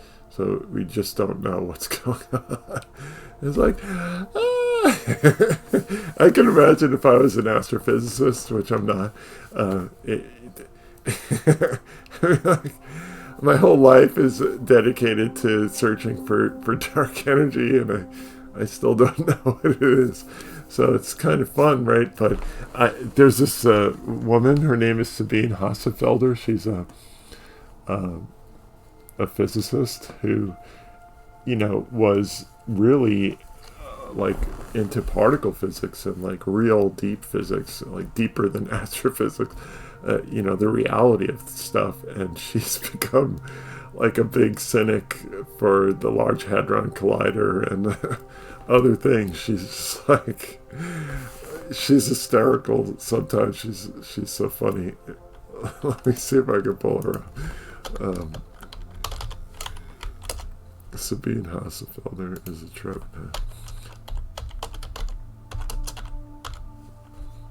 Lately, she started doing like a bunch of science streams and stuff. So this is her channel. I'll drop this in here. Luckily, they have her channel set up there, where I can just do her, right, like without playing ads and stuff. So. Yeah, she's funny as could be, but there was a while there where she was going off big time on physicists, and like just check out her. She has the science, like she started doing these weekly science things, but if you go into like her older things on physics, like she'll even like curse and like do all kinds of. She's funny, man. She's hysterical. So, and she's got this great German accent that's so thick. Hey, Anarcho Kennedy, how's it going, Anarcho Kennedy? So, Anarcho Kennedy, any relationship to the ones that got knocked off by the government? So, if you are, I'm sorry, that's not a laughing matter. But, yeah, I could see why you might be interested in anarchy after all that. But, yeah, welcome, Anarcho Kennedy, first time chatter.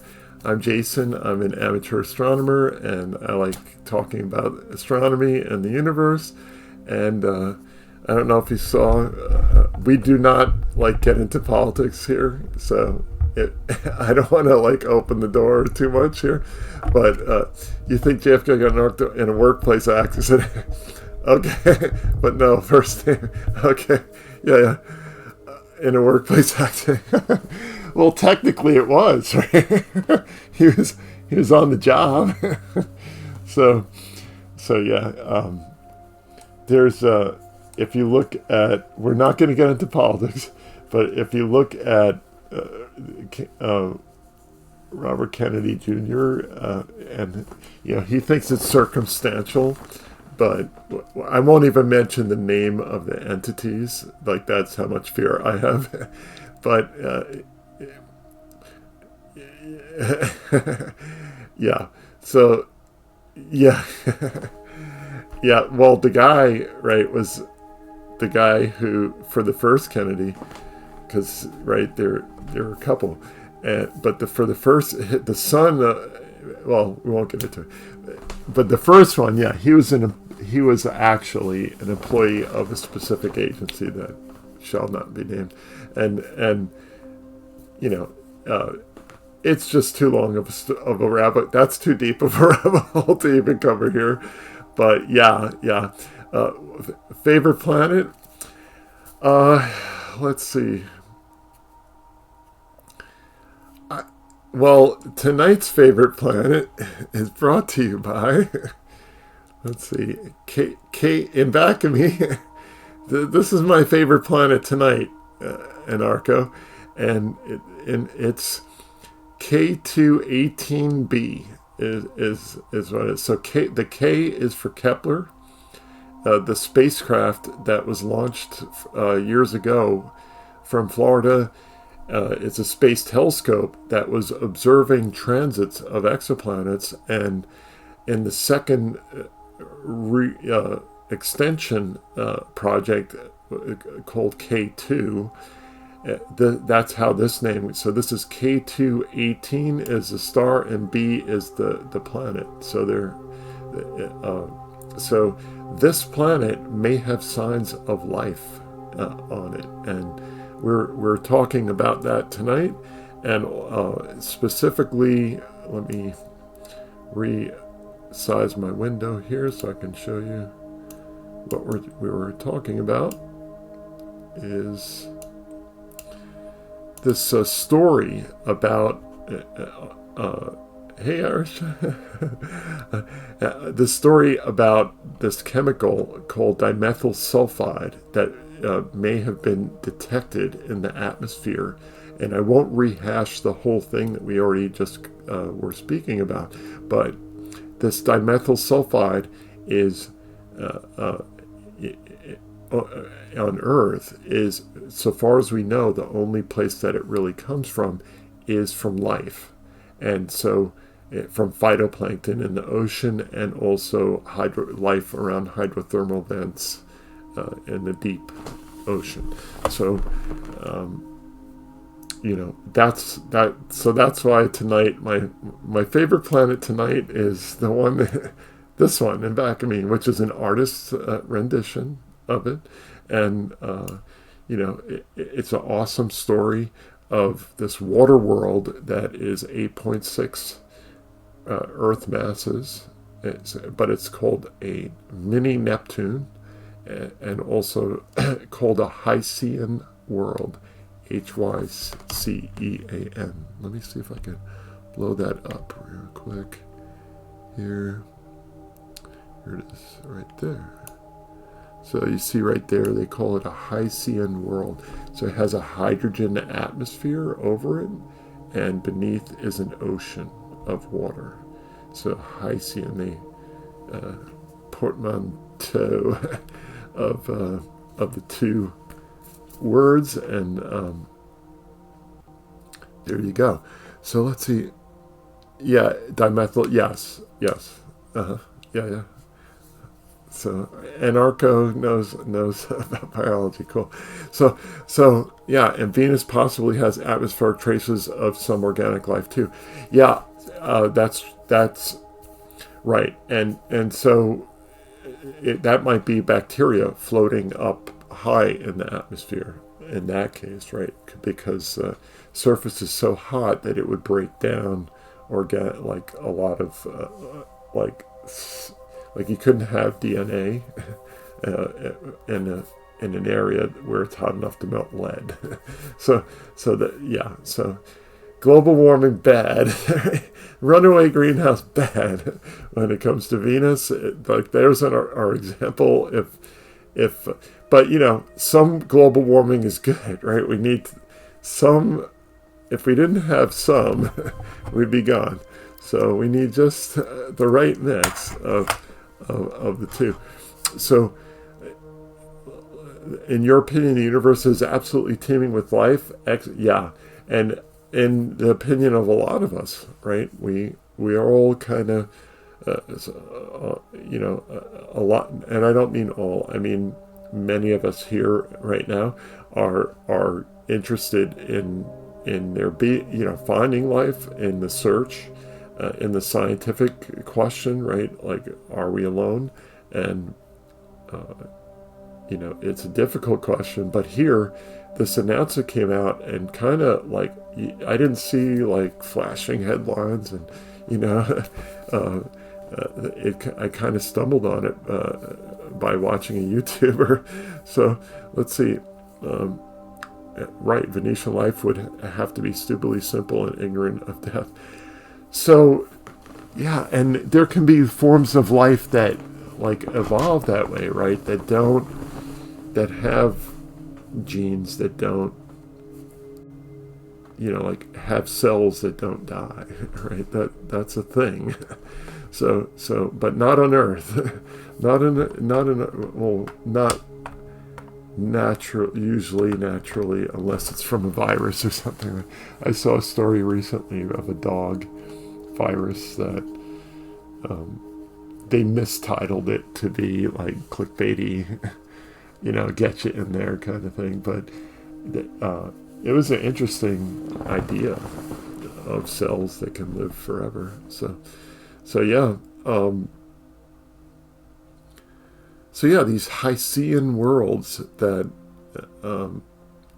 was a new term to me. And we were talking before about, a guest here was talking about, only scratching the surface after being into it for 4 years. And when I was young, I got a cheap telescope.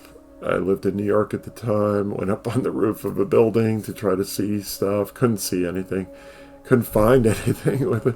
And, kind of this thing simmered.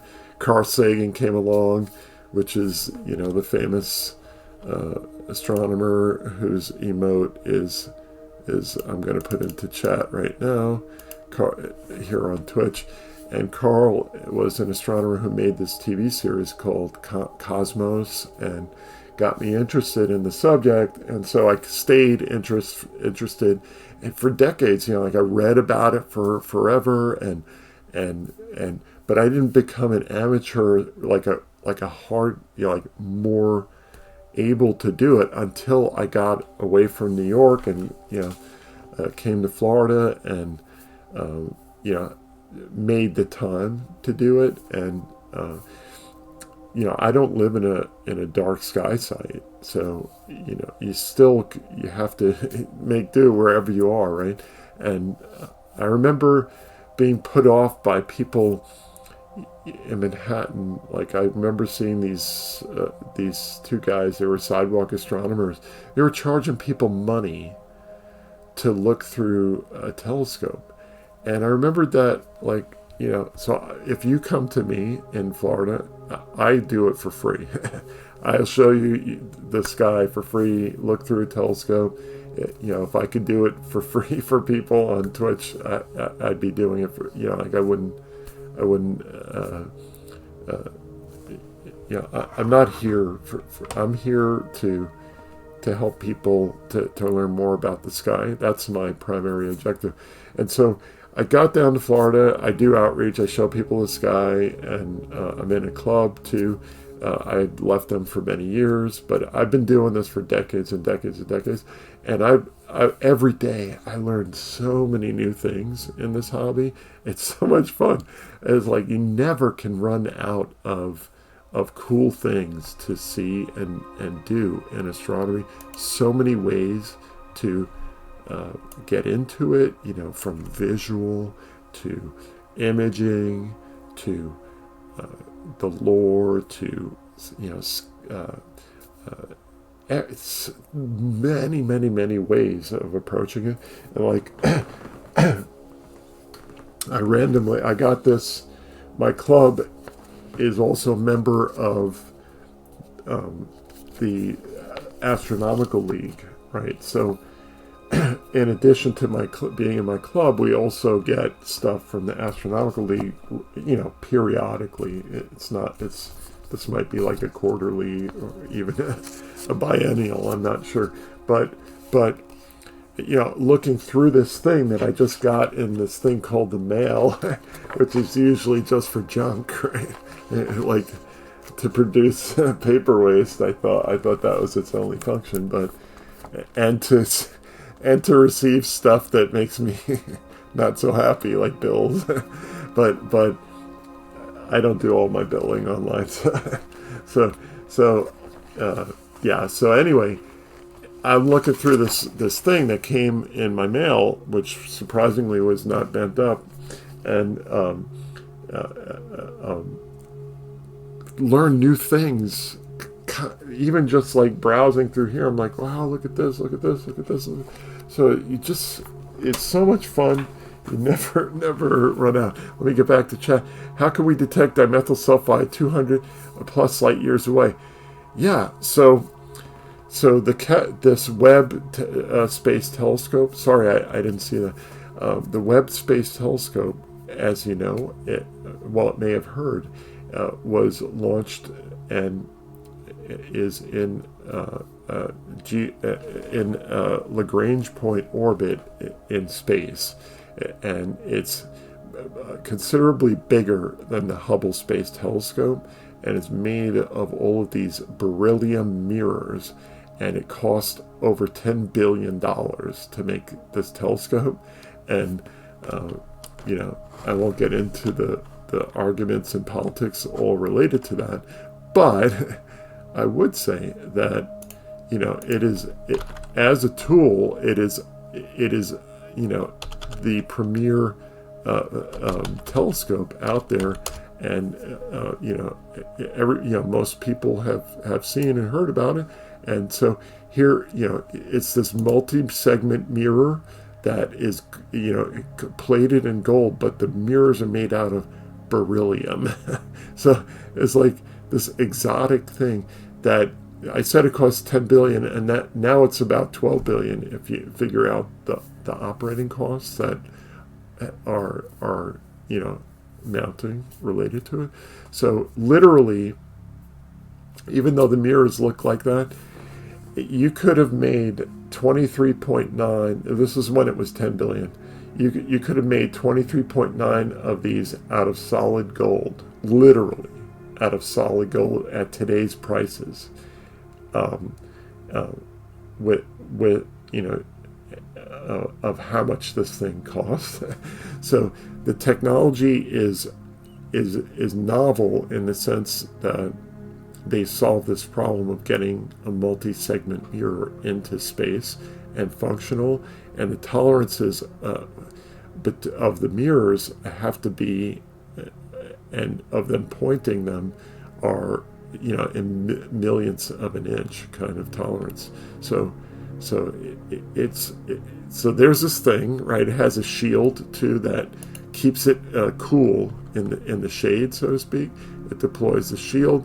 These are the elements of it. You can see the human scale of the shield of this thing. So on the how they did it, this is part of that. So here's the human scale, relative to the scope. So it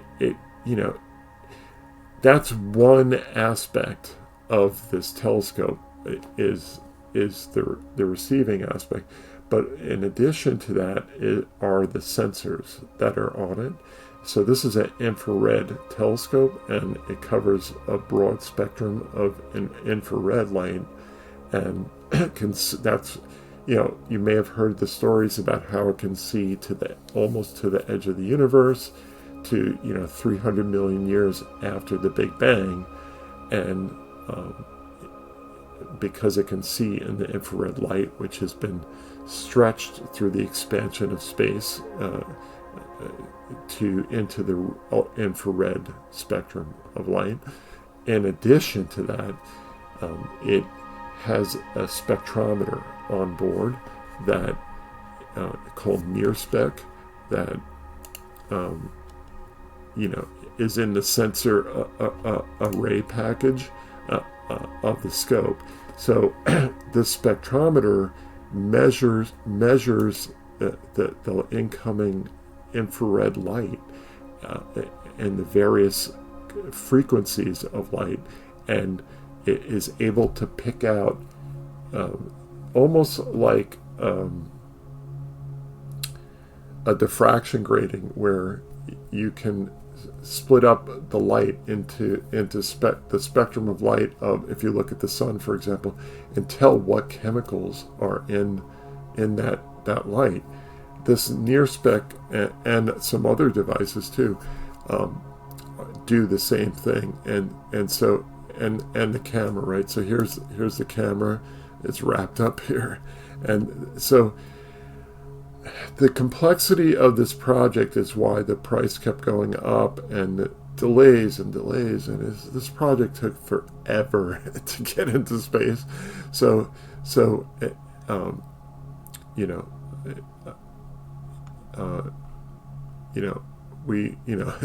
We're happy it finally is up and that it's working, right? Imagine if you went through all this effort and then it didn't work.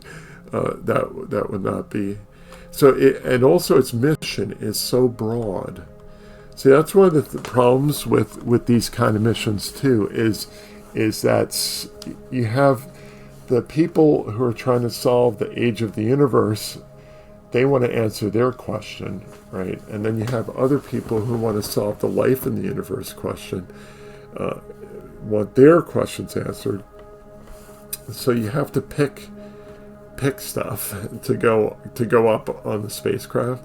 And so the winners were these the people with the spectrographs who can look for life, and then those who can look to the very edge of the universe and try to solve this problem, which we for a second on the story of the Webb telescope just confirmed that we really don't know why the universe is speeding up in its expansion.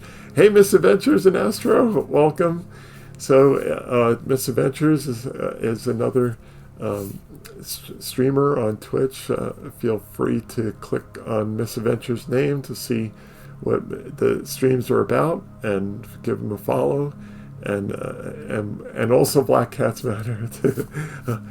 Excellent. So yeah, earlier Anarcho had mentioned, like, how can we measure dimethyl sulfide in an exoplanet so far away. So that's, in astronomical terms, that's pretty close.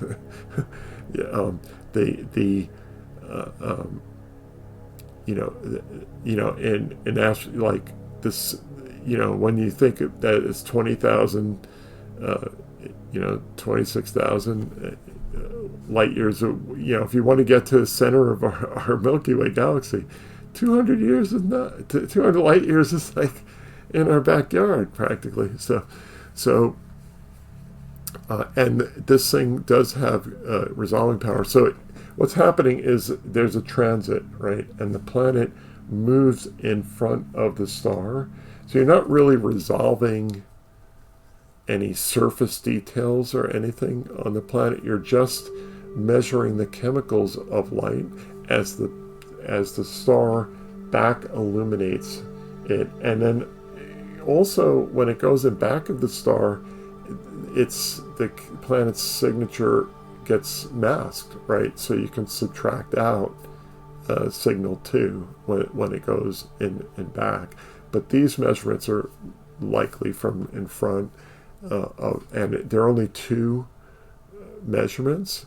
But Hubble Space Telescope looked at this star a few years ago. First, Kepler discovered it.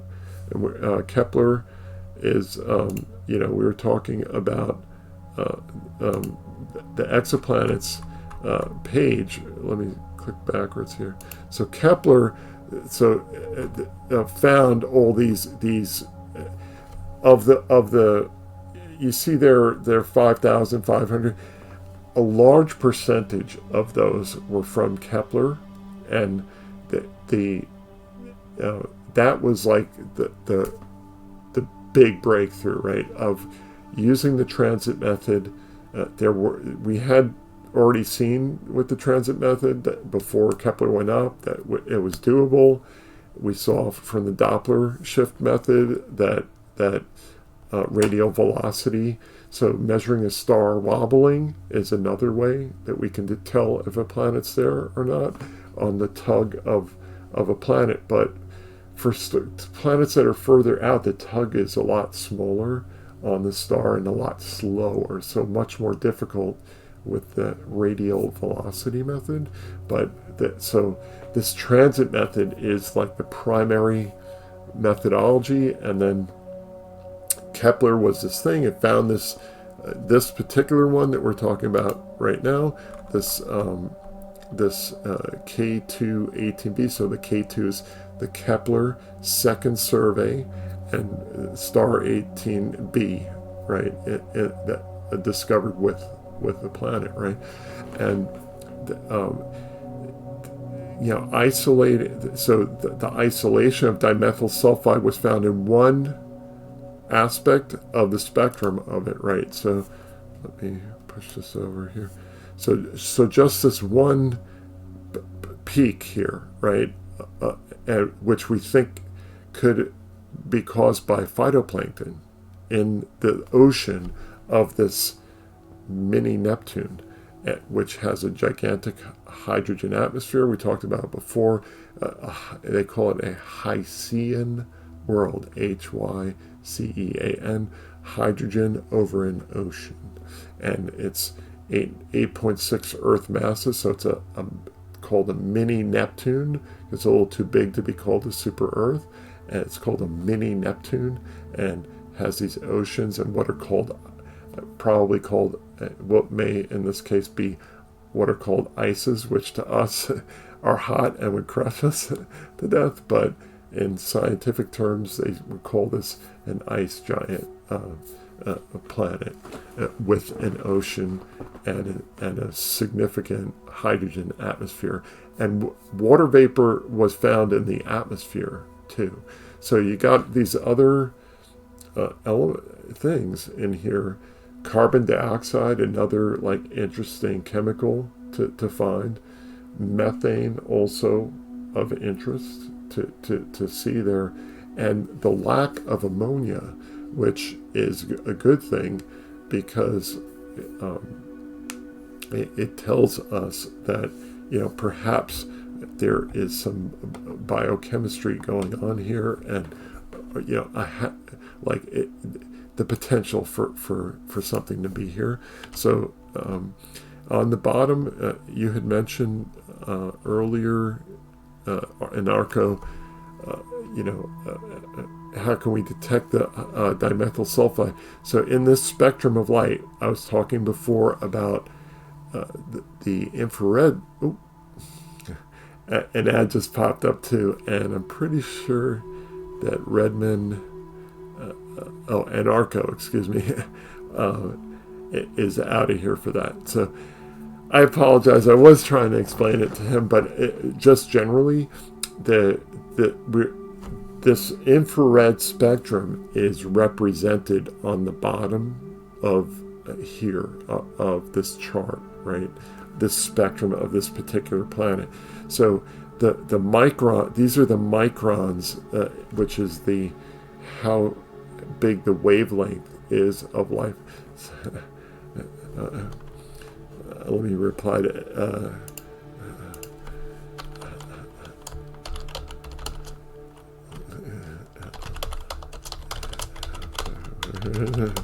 okay, there we go. So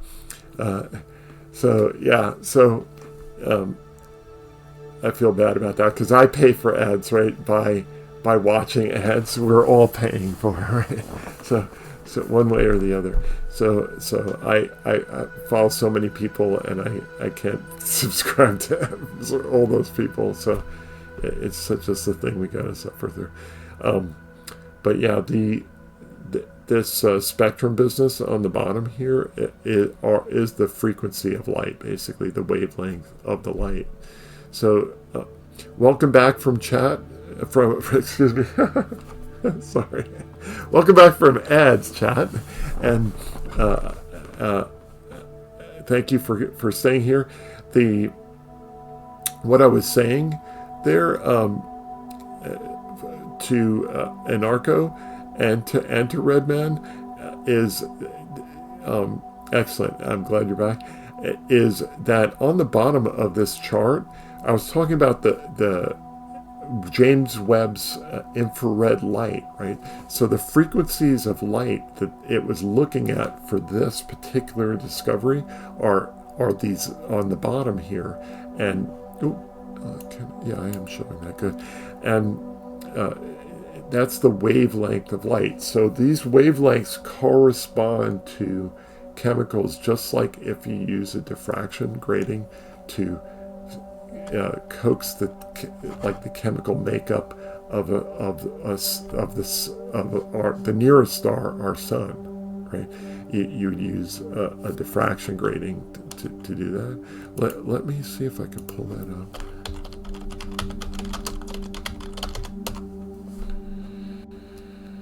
So yeah, so let's see.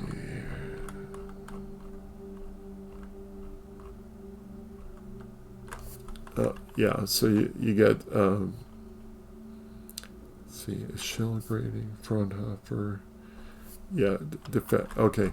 So I want, this is a future a future stream. We'll get into this, but basically what happens is the light of a star or even a reflected light from a planet you can spread it out sort of like the rainbow in the spectrum that you see here, and there are lines, spectral lines that correspond to chemicals being heated. So let me see if I can let's find quickly grading spectrometer. That's good. Learn the fundamentals of a diffraction grating. So hold on a second. Maybe there's a graphic that I could just pull it up real quick.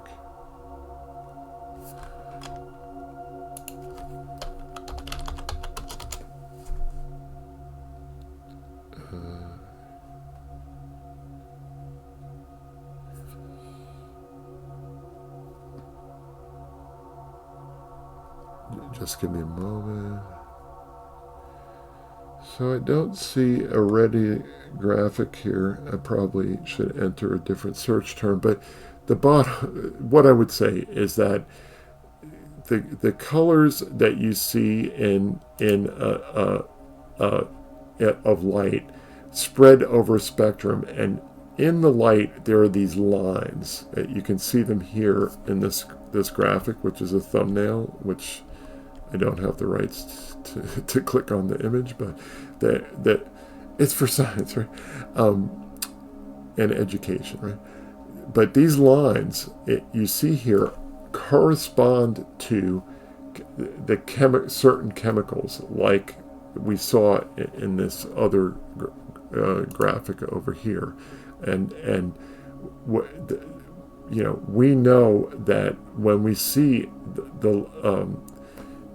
this jump here, it's at this frequency of light here, that corresponds with carbon dioxide, and it rises above the noise, so to speak, here at this.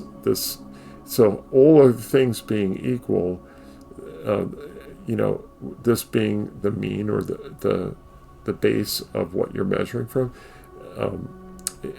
the stuff that jumps out above the background noise can be indicative of, oh good, Miss Adventure's posted that, can be indicative of a specific chemical that you're looking at, like iron or magnesium, or because when they're heated, they emit light at a certain frequency. So let's see. I think the simplest way, so misadventures in Astrorites, I think the simplest way to think of it is like this. You know how the white light splits into the spectrum of different colors? Well, if you pass the light through different gases, the molecules in the air will block certain parts of the rainbow. So we have a huge catalog of known spectra of signatures. Right, so we can know when we're looking at the sun, before we even touched a little teensy bit on this, is so if we look at the sun in different colors of light, we see, we also, let's see if I can find it here. Okay. So before we saw this image from a few minutes ago of the sun, right? This is in helium light. So the sun this is helium that is heated to a specific temperature, and it emits in a specific color of light, right? So if we get a filter that blocks all the other colors of light, we can see the sun in helium like this. But if we look more toward white light, let me just close out. I really have so many windows open. If we look more toward white light, which this is a bit closer to white light, we don't see all those other details because it's a much broader spectrum. We're seeing a lot of we're seeing other stuff heated up here, and they have calcium filters and other kinds of filters where we can look at the sun in different spectrum of light. And so this measuring of light, it is by using, it's a way of filtering it, but it's really just in the infrared. So yeah, so let me read Misadventure's new one, which says it gets trickier with multiple different chemicals, but that's the basics. Yeah, so when we look at the sun, for example, we can see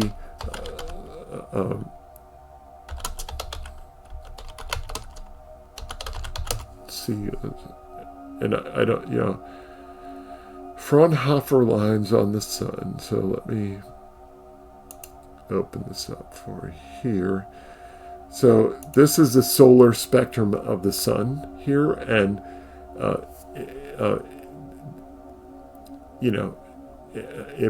we can tell when we look at it different chemical species that are here, or metals, gases that are in here. So for example, a different way of looking at it, and this is sort of the inverse, is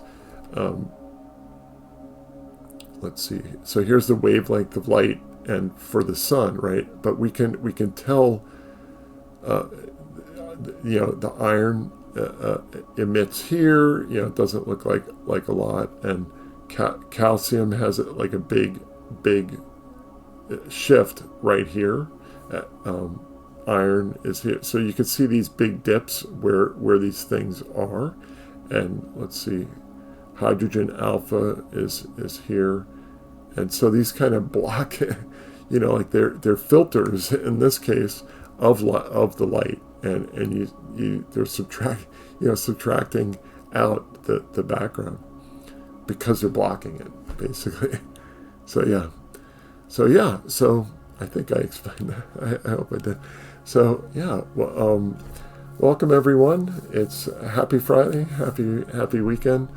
So we're exploring this subject here of this exoplanet, and the possibility of dimethyl sulfide being discovered in this planet, which, so far as we know, and any biologist who's here can chime in otherwise, so far as we know, this bump here on Earth is caused by phytoplankton. So we're not saying that plankton, thinking of SpongeBob SquarePants, rules this planet over here, but perhaps there's some organisms that are releasing these as a volatile thing into the atmosphere. Let's see. So Misadventures writes, so we can look at a star, know what it's mainly made of, then watch how the spectra changes as the planet goes in front of the star and some of the starlight goes through the planet's atmosphere at the very edge. Absolutely, yes. So let me see.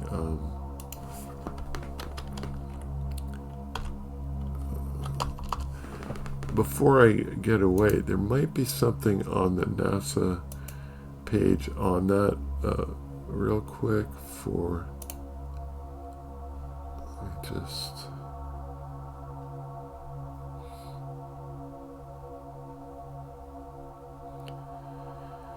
so let's, oh, they don't really get into it here. Okay, so I saw a graphic where we do like exactly describing what Misadventures said. Let me see if I can. Oh, I think I know what I want to do.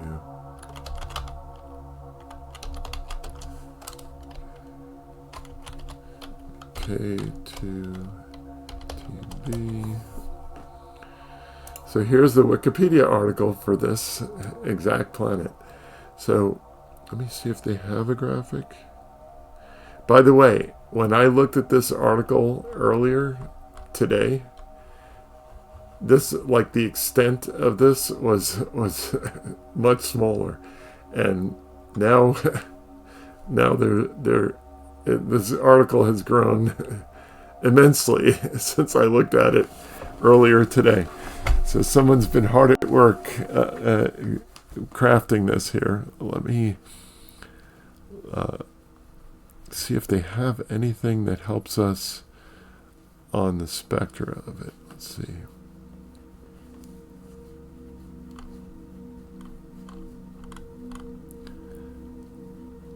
Doesn't appear to be, but do they even talk about what we're talking about or not? Let's see. So here, they don't even mention it here because they're doing the scientific, we'll wait for confirming observations kind of thing before saying such an earth-shattering thing as that. But you could say in the future that you heard it here first, or you heard it from Anton Petrov, who I heard it from first, and or from NASA, right? Because they posted it. Today's the 15th. It came out on the 11th. So yeah. So let's see. Possible ocean, atmospheric climate, models, habitability. Okay, so here they do talk about the dimethyl sulfide down here, and presence of DMS is a potential biosignature, as the bulk of DMS in Earth's atmosphere is emitted by phytoplankton in marine environments. So see, I haven't seen this before. Although further observation to confirm the presence, to rule out geological or chemical origin, which is what I was saying too, right? So I see chat jumped. Let me read it. Yes, this is why my wife isn't sharing as much enthusiasm about my new hobby as astrophotography as I am. The sky is the limit on money and how much you can spend on monochrome cameras with filter wheels. So I have views on on monochrome cameras, that is. So let's see. I probably should scroll up further. Hold on.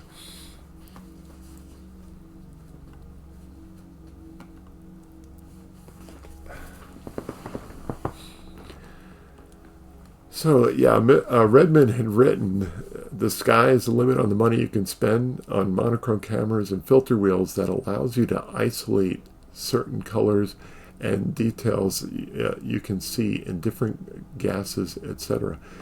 Yeah, yes. Yeah, and there's a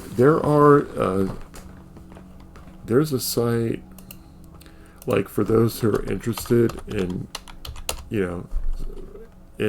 in finding, like, if you want to get seriously into spectroscopy, excuse me, in astronomy, I remember, where is it?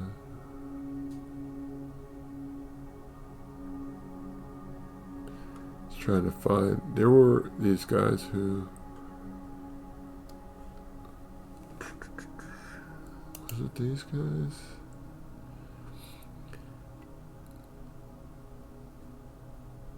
These guys do filter sets, but there was another one. Was it Shellyak? Can't remember. Hope the link opens, right? It's taking a long time to open. So yes, spectroscopy, yeah.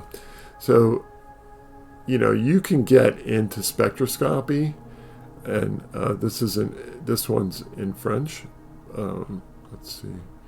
But what I was telling you, I guess I could share a link of this for those who want to check it out. Let me paste. And then there's an English page. Let's click on that, see if it works. There we go. So there's the English one. Let me put it. Sorry about that. I'll give you the English link too. This is an English language chat. Yeah. Go. You might want to check them out if you're looking to get into spectroscopy. And there are a few others too. If you go to my gear page, which let me see, is this one here. I don't know any of these, caveat, I don't know any of the people who own these businesses. I'm not affiliated with them, and I don't recommend anyone in particular. But this is my gear page that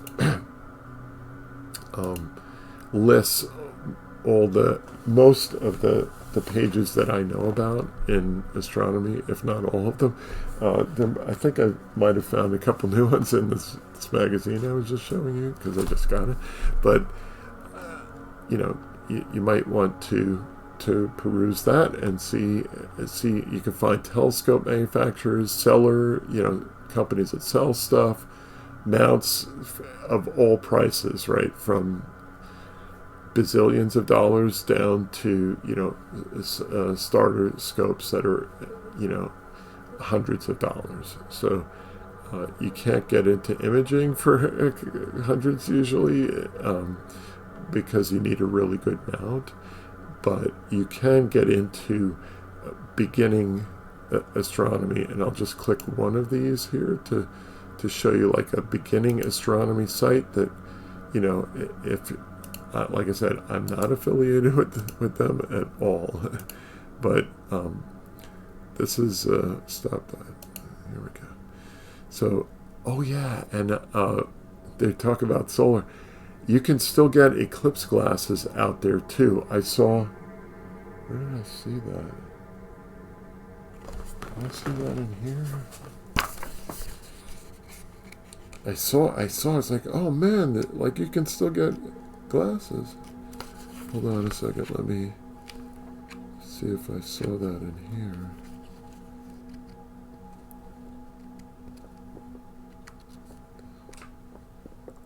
So, for those who don't know, this October, there in North America, it will be an annular solar eclipse, and then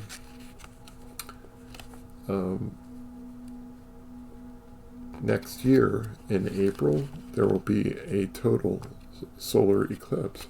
So, and I saw, I bet it was in here because I saw. Oh, here it is. I am not affiliated. I am not affiliated with solar eclipse glasses. So here's the thing, right? Like before, we were talking about how like you always constantly only scraping the surface in astronomy. It's so much fun. It's like I can't recommend it enough. So here are these solar eclipse glasses, and check out, they have like volume discounts. So check this out. So, and this is if you're visiting Astro Canuck, maybe you could get some from these guys. So the Astronomical League has a web store where you can buy these, right? So they're $1.25 each, and they have discounts for quantity discounts for as few as 10, and so you can buy 100 for $70 each. So if you buy 70 cents each, excuse me. So if you bought 100, they'll only cost you 70 cents each, right? And if you buy 1,000, they'll only be 35 cents each. So if you're like an outreach person and like a key person out there, and this is the September issue of Reflector from the Astronomical League. So what I want to do is I'm going to try to put this link in chat for you guys, just so that you can find it. Hold on, and we'll come right back to this other gear thing in a second. So HTTPS.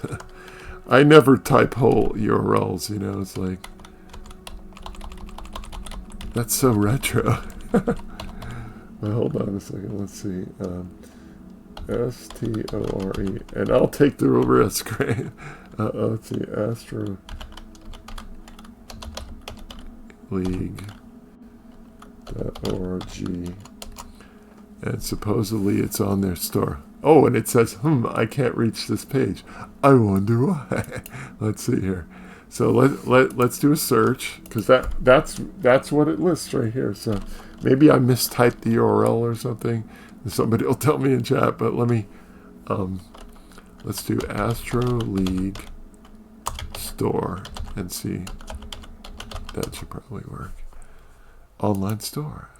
I'm clicking it, and maybe they sold out of those. They might have sold out of them. Let's see. Specials, solar eclipse. Oh, here it is. 2024 solar eclipse.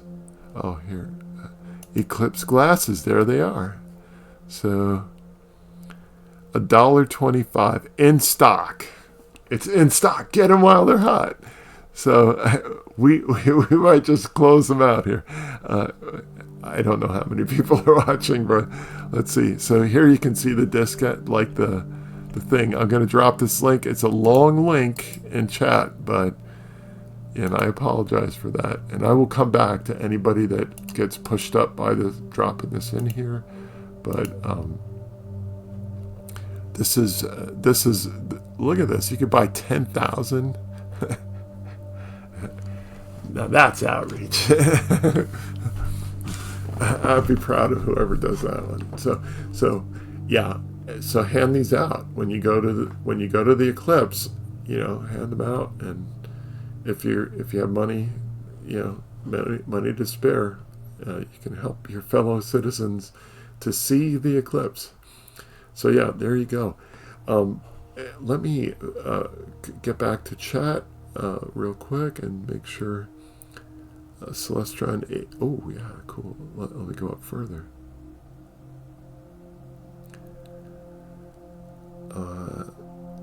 Oh, okay. Wow, I missed a bunch of chat. Hold on. So Misadventures wrote, hey, yeah, it can be a lot of money, be a money pit, but you can do a lot now with modest equipment. Yeah, and equatorial mounts with harmonic gears, and then they're expensive glass and the optics, and that don't distort different colors. Yep, all true. As Jern would say, true. Let's see. So let me scroll up a bit here. Oh, let me also put Jern's true. And so let's see. We got Redmond wrote to Misadventures. Have not gone too big and have kept somewhat modest, which is wise. Celestron 8 Edge HD, 1 ZWO cam, looking to pick up. So what you were saying before was true about the monocams for spectroscopy, but color cams are so awesome for reducing the hassle of combining images and the integration times, and it's just a lot less work, right? It's like, why suffer if you don't have to, right? So yeah. And honestly, I don't think a lot of people notice. Like, if you're posting images someplace, no one's going to say, "Oh, that guy used the monocam and suffered." They just want to see like, what's the end result, and does it look good or not? And most people can't differentiate these things, or do like the Hubble color palette or anything like that. So you're good. And plus the color cams are doing like natural light spectrum, right? So you're not like fudging the color too much with that. That's interesting. Let's see if my light, I can make it a little bit brighter there. So yeah, go check those out. Let me scroll downstream. Good setup. Yeah. Brother lives close to Mauna Kea. Would love to get a travel set up and go visit them.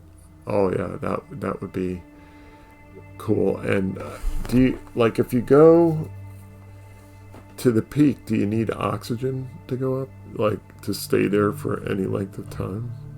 I wonder. Redmond writes, yeah, the new color cams have gotten really good. I am catching up with you. I think what's cool about the monocams is you can bring more of what you would like to see. Right. And, the depth. So, oh, wait, let's see. No.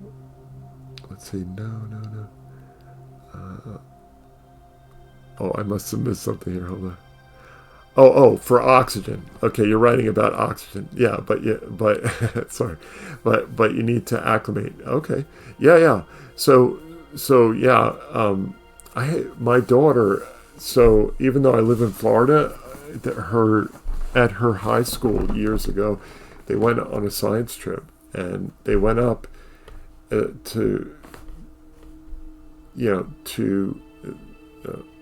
Keck, and unfortunately because she was like a certain age, and I forget what the other reason was, but they only let her go up to Gemini Observatory, And so I started learning more about like the difficulties of being at such a high elevation. So yeah, 3/4 of the way up, you pull over at a rest stop for an hour. Oh wow, that's interesting. And an ad break. Okay, we help them. I see. Ad break. There we go.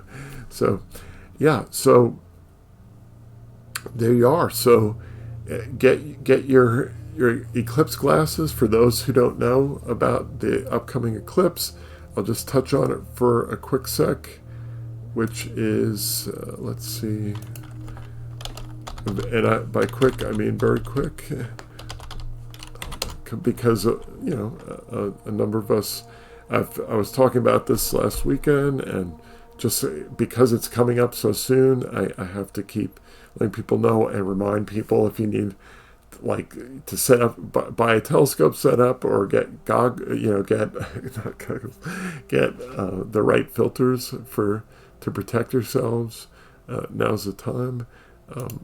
Let me go down here real quick. So there's an eclipse map, right, for the solar eclipse, and I did put is this the higher one? No, it's not. I did not put the new link in here. So hold on a second. Let me close this, open this, and okay, NASA eclipse map. Hold on, NASA eclipse map. And for those who want to find a map, I'm just going to drop this in chat. Hey, Irish chat. Excellent. So just dropping this in here for those, if you need an eclipse map for the North American eclipse, here's the link in chat, and here's the map. I would recommend for most people to download the one that's a 24 meg one if you want like a high enough resolution one. These other ones can be overkill, and here I just clicked the 24, and I am streaming and doing other stuff, and they have bandwidth issues too. So but as you can see, like when I blow that one up, you can see the details of the towns and cities clear enough to figure out like where you want to go. So that, as you can see, like I said, I won't spend too much time on this, but as you can see, there are two paths shown here, one for the annular eclipse and one for the total solar eclipse next year. So if this one is October 14th, excuse me. Don't want to send people on the wrong day. October 14th of this year, and they call it annular because the light of the sun comes over the edge of the moon that's occluding the rest of the sun.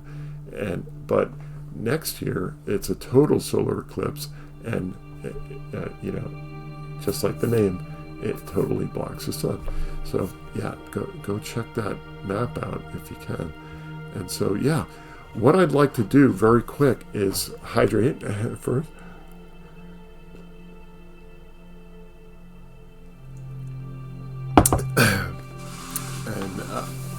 I'd like to relieve the earlier hydrates and come right back. So if you could stay here with me, I would immensely appreciate it. Let me see if I can,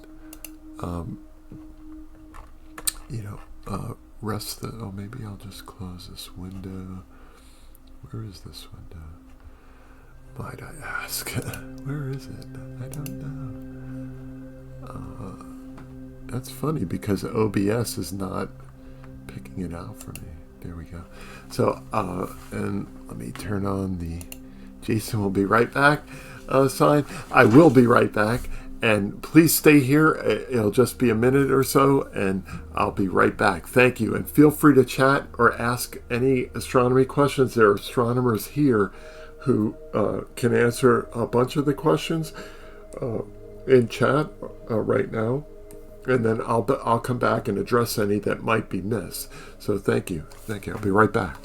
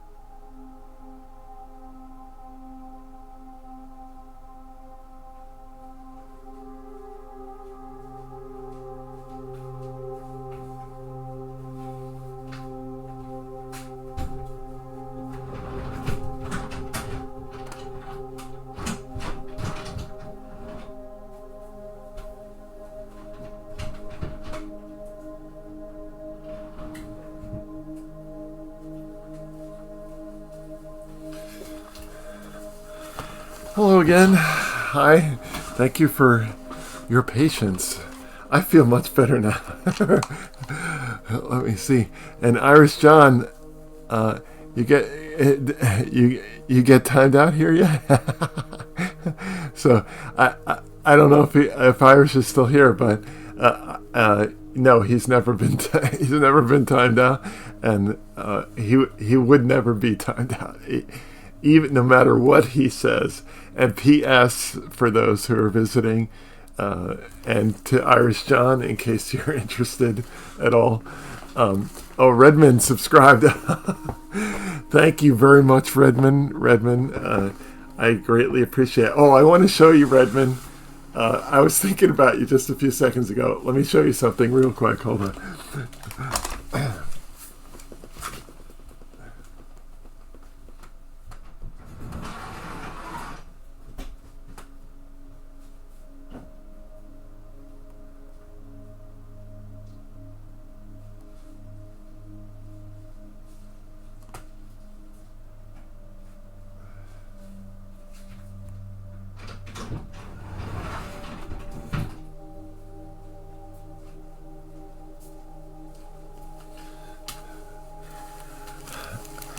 So Redmond is here and in Hawaii, and I just my wife brought this home from the Costco, the store, and it's like, I wonder if Hawaiians would think this is an abomination or not. So wait, so it's the first time that I've eaten this brand of this, but I just thought I'd show you the strange things that happen on the mainland here. It's like, so yeah. So let's see. No more ads for you. Yay! I love those emotes too. Excellent. Thank you. You heard he's a troublemaker, huh? Irish John? Irish John. Yeah, so for past visitors to the stream, and everybody is welcome here, they may have seen like a number of our guests here get whacked by the automod. And just like a little secret for all of us here tonight is automod is not on right now. So I completely snuffed it. And it's it's the Wild West here, so please behave.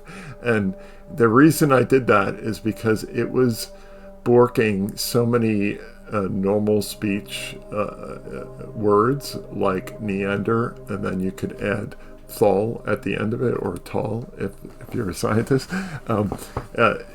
It would bork that, and words like that. And to me, as a pro-science guy, I didn't want that to happen anymore. And there were other words too that were like noob, right? Noob was like it for short for newbie, and I know that there are other ways of interpreting these things, but it would bork like so many different words that it became problematic to and I'm kind of like more of a free speech person, so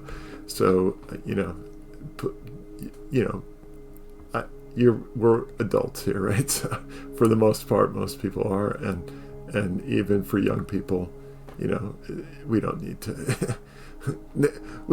be babysat by computers, right? So yeah, no, Hawaiian bread is actually let's see, no, Hawaiian bread is actually, but it's sold here as Portuguese sweetbread.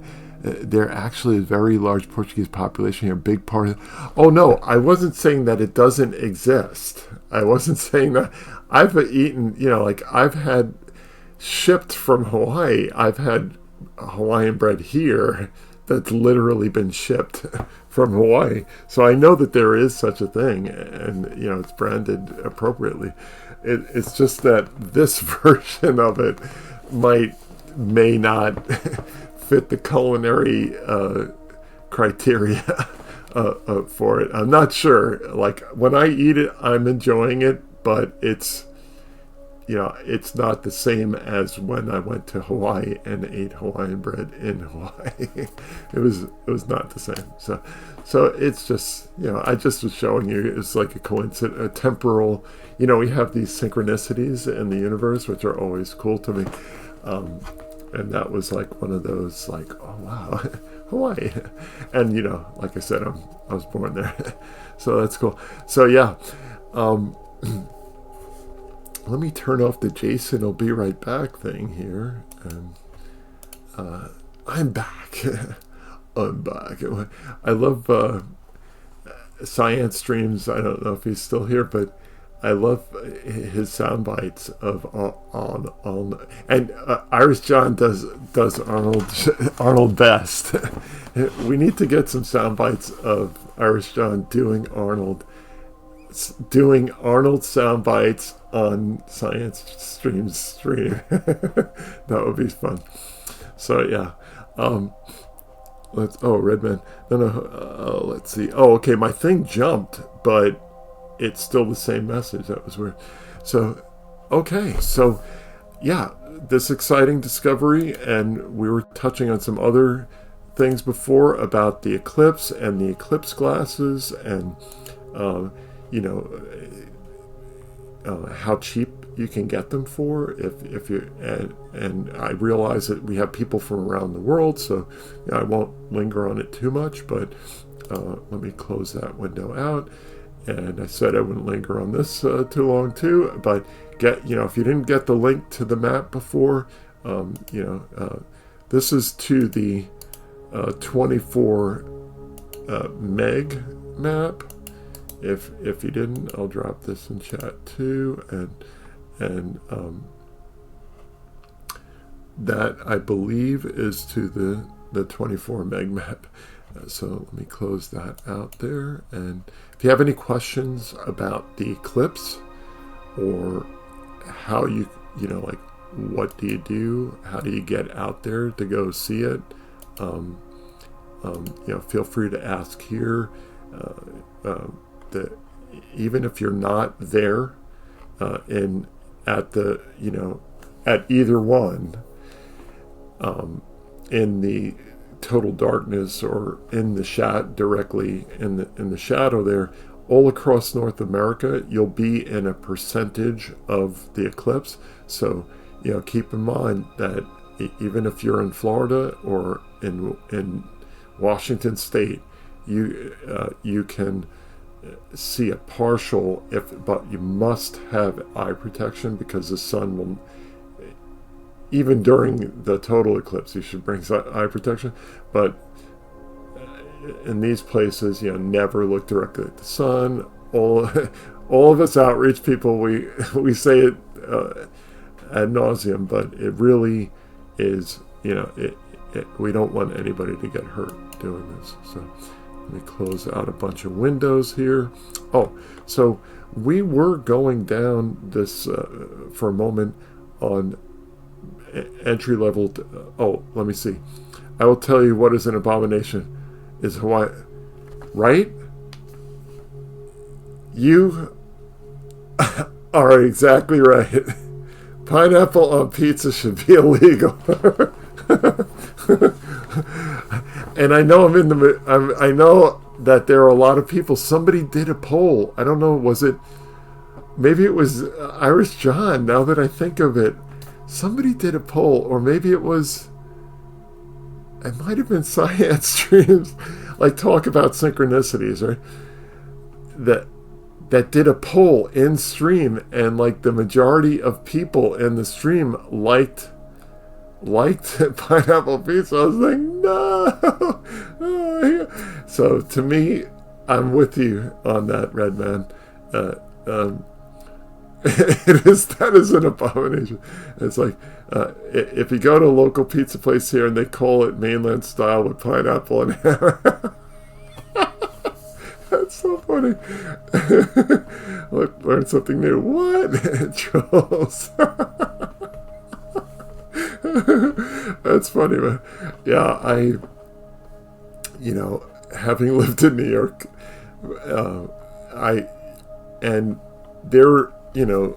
there are a lot of, you could find like all different qualities of pizza in New York, but when I moved away from New York, I really discovered like there are new lows that you can reach in pizza. And so my favorite is like a brick oven pizza, which now is like illegal in New York or something, or they like fining 20,000, some crazy amount of money to all these restaurants who were doing it. But I like brick oven pizza, that's like my favorite. But I do break off the charred part because of the cancer thing. But I love that a lot. And thin crust pizza is like, I really like. Actually, I like all other kinds too. Like I like, if I'm in New York, I like Sicilian style. I like calzones, and and don't judge me, don't judge me, but because I know this is a bad thing, but I also like deep fried pizza too. And I know New Yorkers don't hate me, but I do like that too. So if it has toppings, even better. As long as it's not pineapple, it's usually good. I can eat like any kinds of toppings, but pineapple's like if you want pineapple, eat pineapple. No pineapple on pizza. Yeah, maybe grill it. Yeah, like burn it all. But yeah, no, it shouldn't be legal. So we're talking about entry level scopes for people.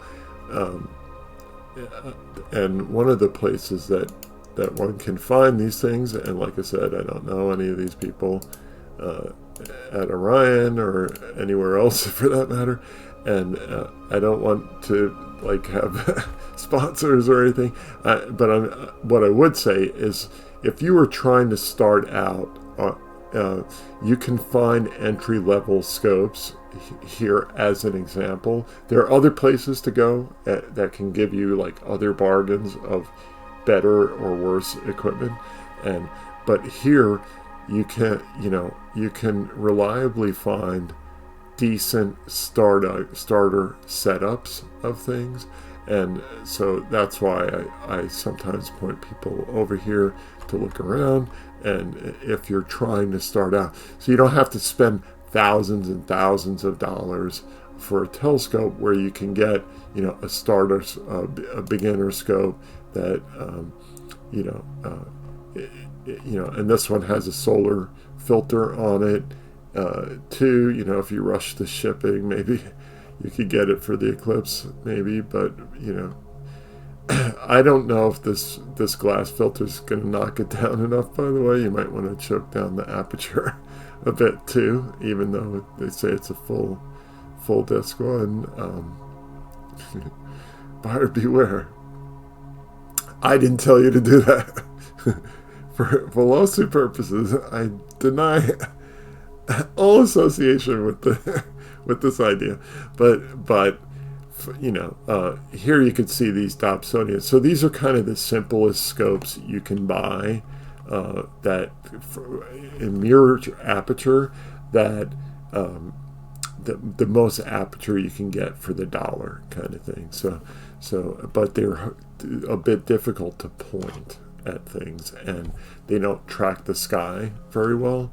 So they're, with every scope, like I say frequently, there are positives and negatives to every scope, and so you'll see people who try to promote one kind of scope over another because it just so happens to be the one that they have usually.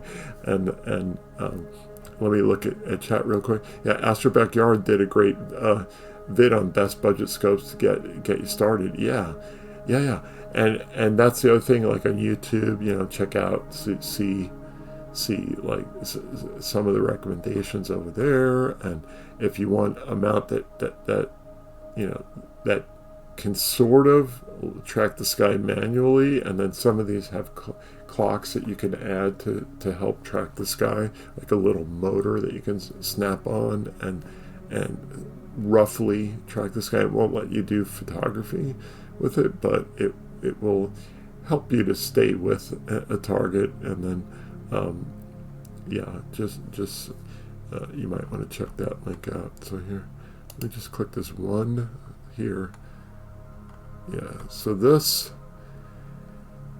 you might say, yeah, this is a tiny aperture, but it's on an equatorial mount, so you can polar align the scope on this axis. You point it toward Polaris, the North Star, and then you just have to turn one knob, mostly, to track the sky, which it's easier to follow stuff in the sky on an equatorial mount than a Dobsonian, usually. So let's see, chat rolled here. Let me go up here. So Miss Adventures says, I'm partial to refractors, but Schmidt-Newts are cool. That's a good point. I have to do some emotes that are other kinds of scopes. Good point. I'll have to do a Dob and an EQ, and that's a great idea. Thank you. SGTs, right? And that'll be fun. I look forward to that. So I got a new slot for emotes recently, and I've just kind of temporarily filled. Actually, it's two slots, one for animated and one for a fixed one. And let me go look at those, see if they're still in my account here.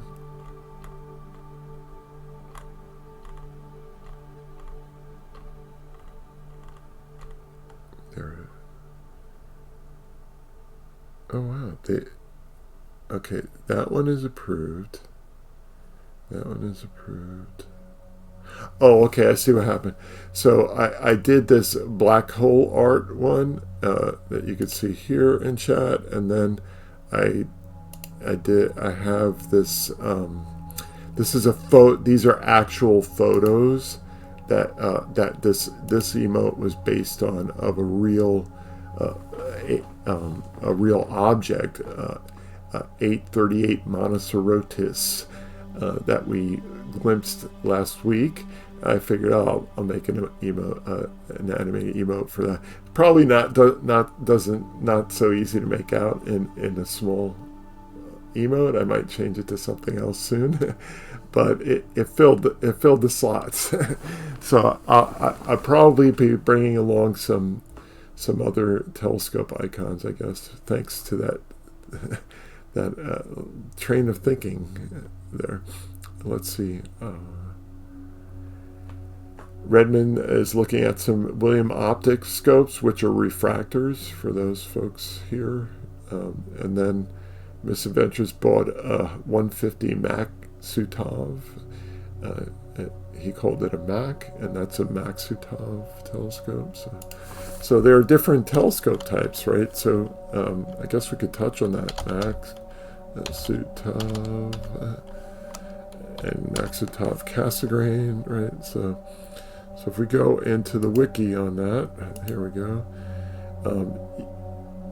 What he was talking about was 150 millimeter Maxitov, and there happens to be a photo of one right here.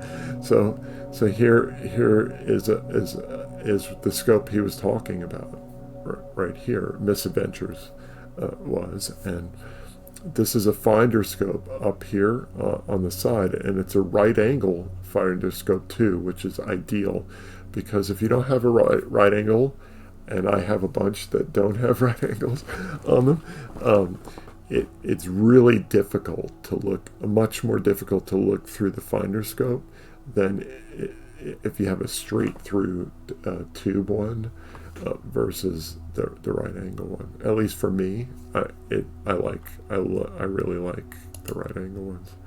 So let's see, earlier. Oh wait, I saw 81 go by. Where is it? So favorite was a GT81, and also I see that Redmond was talking about William Optics, right? So William, did I do two L's? Optics is a telescope company, and I'm not affiliated with them. I hope they appreciate me giving them an ad, but as you can see, beautifully engineered telescopes, and I think they have 81s too, right? Let's see, telescopes. Here we go. So here you go, and you can see the prices of these can really escalate quickly. So, but the quality of the telescopes is very high, right? So.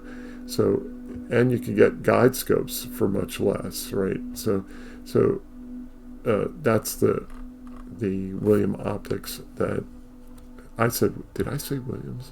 I should have said William. I know I usually say William. So that's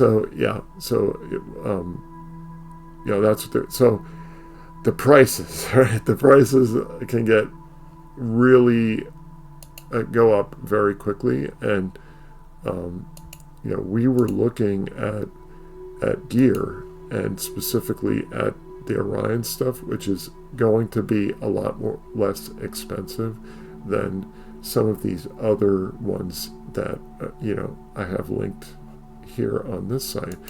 So there are Maxitov, and then there are Dobsonians. Let me just show the new people.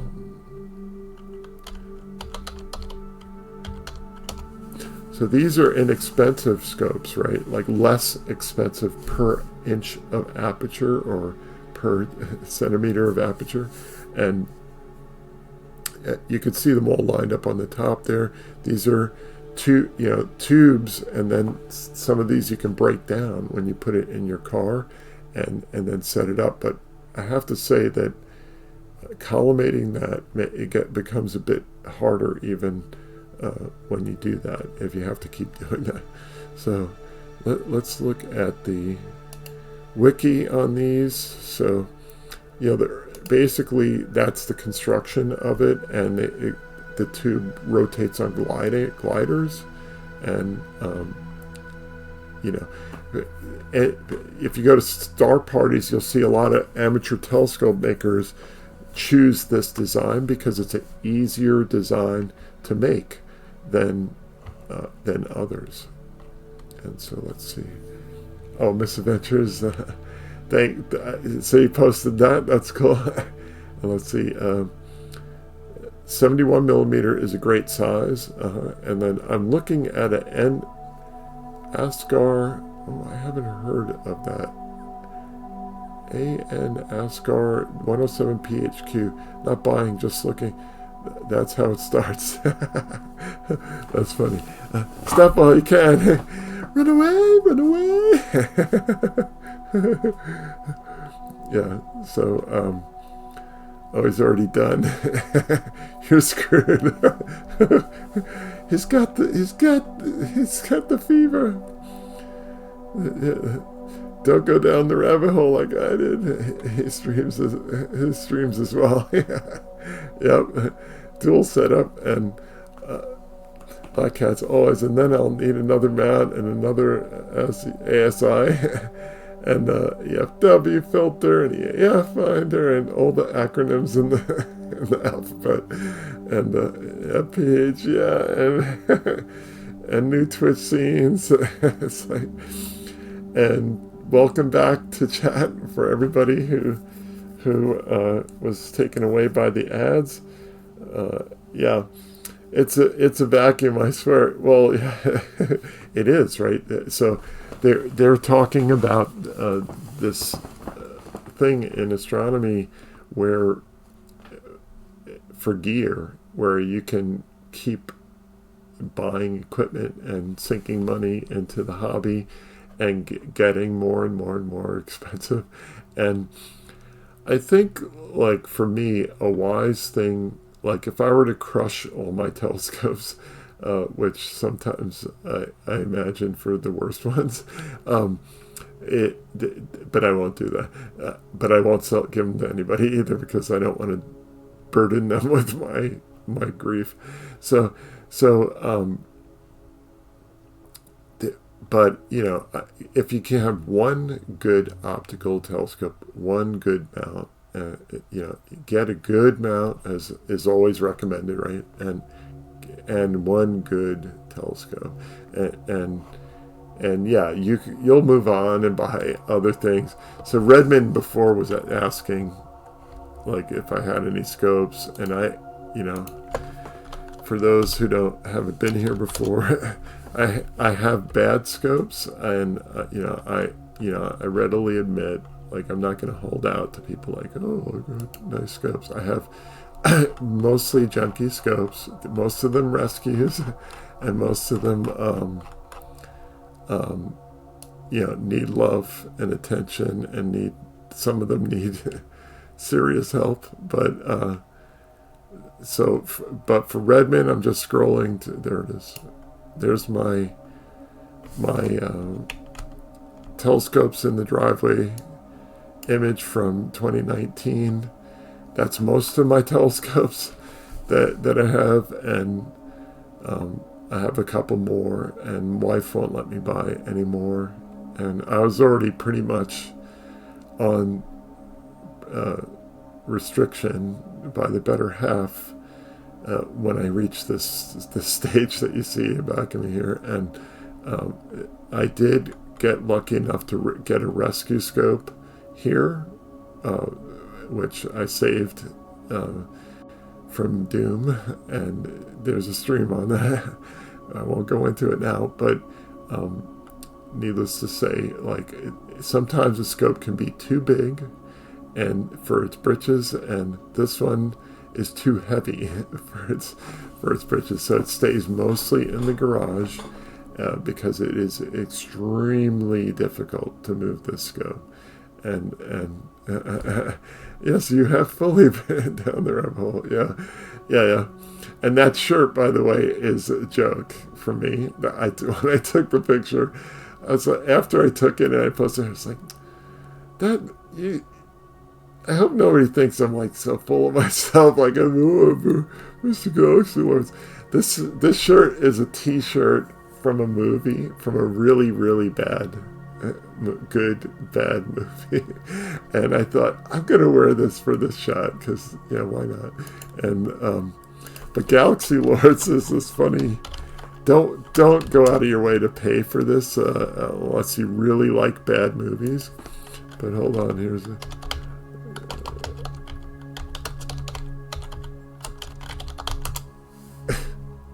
It's funny as hell, man. So here it is. I'm going to press it, but I'm going to pause it too. So let's see. Champions of the Cosmos. So you can see like I'm not going to go further in here. See it for yourself. No spoilers or anything. This is the best trailer. Leave my stream and see this right now if you haven't seen it before. It's only, how many minutes is it? 3 minutes. And even though it hurts me for you to leave, please come back. But if you haven't seen this, go see it now. It's the best bad movie trailer you're ever going to see. And it's by young people who are,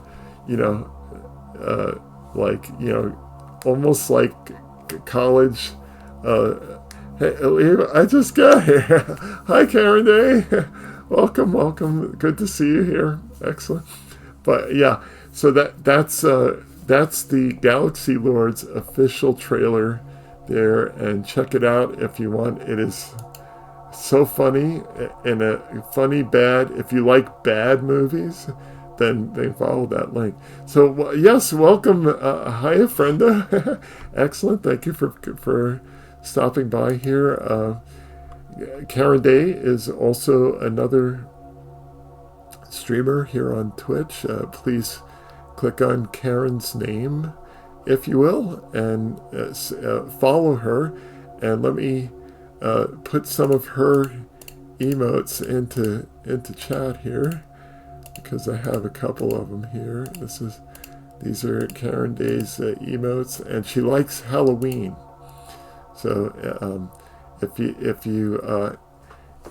you're into Halloween, go check out Karen Day. Yeah. So tonight our subject is not about me. Let me close this thing here. It's about astronomy and telescopes. And my daughter loves Halloween too. And I was in the I don't think my phone is here. Where's my phone? My phone isn't here. It's inside, but I was in the Home Depot, and they had all the Halloween stuff out, and I was texting her the images of the giant skeleton with the eyes that move around and stuff. It's like at least 12 feet tall, maybe taller. And I didn't check the price of it, but it looked pretty cool. So yeah, Halloween is upon us. And I'm still dropping and never landing. It's a conspiracy. So yeah. Don't you get tired of parachute drops? Yeah. So here we don't have any drops set up here yet. I don't know if I will yet. I don't know. But I like playing it on other people's streams. So, I might bring it here someday. So yeah. Were you asking, is this my scope? So in that earlier image, yeah. So some scopes, yeah. I'll go back to that for a second. Sorry, I got out. So on my webpage, I link to it, and it's just like a lot easier for me to navigate there than to click through folders on my computer that are like deeply buried images and take like 20 years to get there. And my website has it all in one spot, so or a lot in one spot. So here's It was. So you were saying, is this one? Yeah.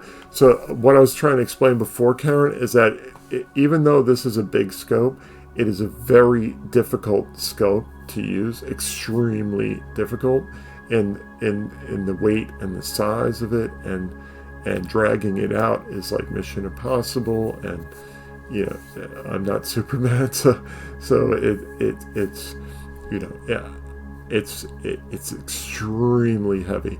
So what I was recommending to people is, to get smaller scopes, get one good quality one with a good mount if you can. And if you can't, that's cool too. You can join a local astronomy club. A lot of clubs, more than I knew before, have loaner telescopes and loaner telescope programs that a lot of people don't know about. So you can borrow a telescope for free if you're in a club that usually has an annual membership fee for the club, but the scopes can be borrowed for free. So you can lower that barrier to entry for sure. Let me see here in chat. Excuse me. So Redmond writes, I think buying an oversized scope that you thought was a good idea, but it ends up just collecting dust because it's too heavy to you is a badge of honor and defies you as a true astronomer. Yeah, or defines you. Yeah. So Miss Adventures smiles, and then Karen Day writes, it looks like it. Wow. Yeah.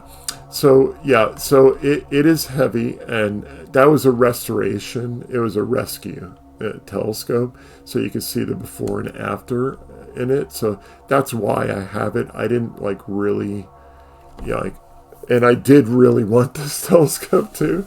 Oddly enough, I wanted its slightly smaller 10-inch. This is a 12.5-inch one. I wanted its smaller sister, and I have like a bunch of these like from that same company. So these two here are also from that company, and so I was kind of seeking it over time. They're really old telescopes, and I wouldn't recommend people's purposefully going out to try to get any of the bigger ones, especially. But the smaller one is usually $300, $400 out there if you can find it, and that is a good one to get if you can. It's only a 6-inch scope, but usually the optics are very, very good in these, and mine has very, very decent optics, I think. And I've streamed a previous stream. My moon stream was through that scope. Let me look on YouTube and see.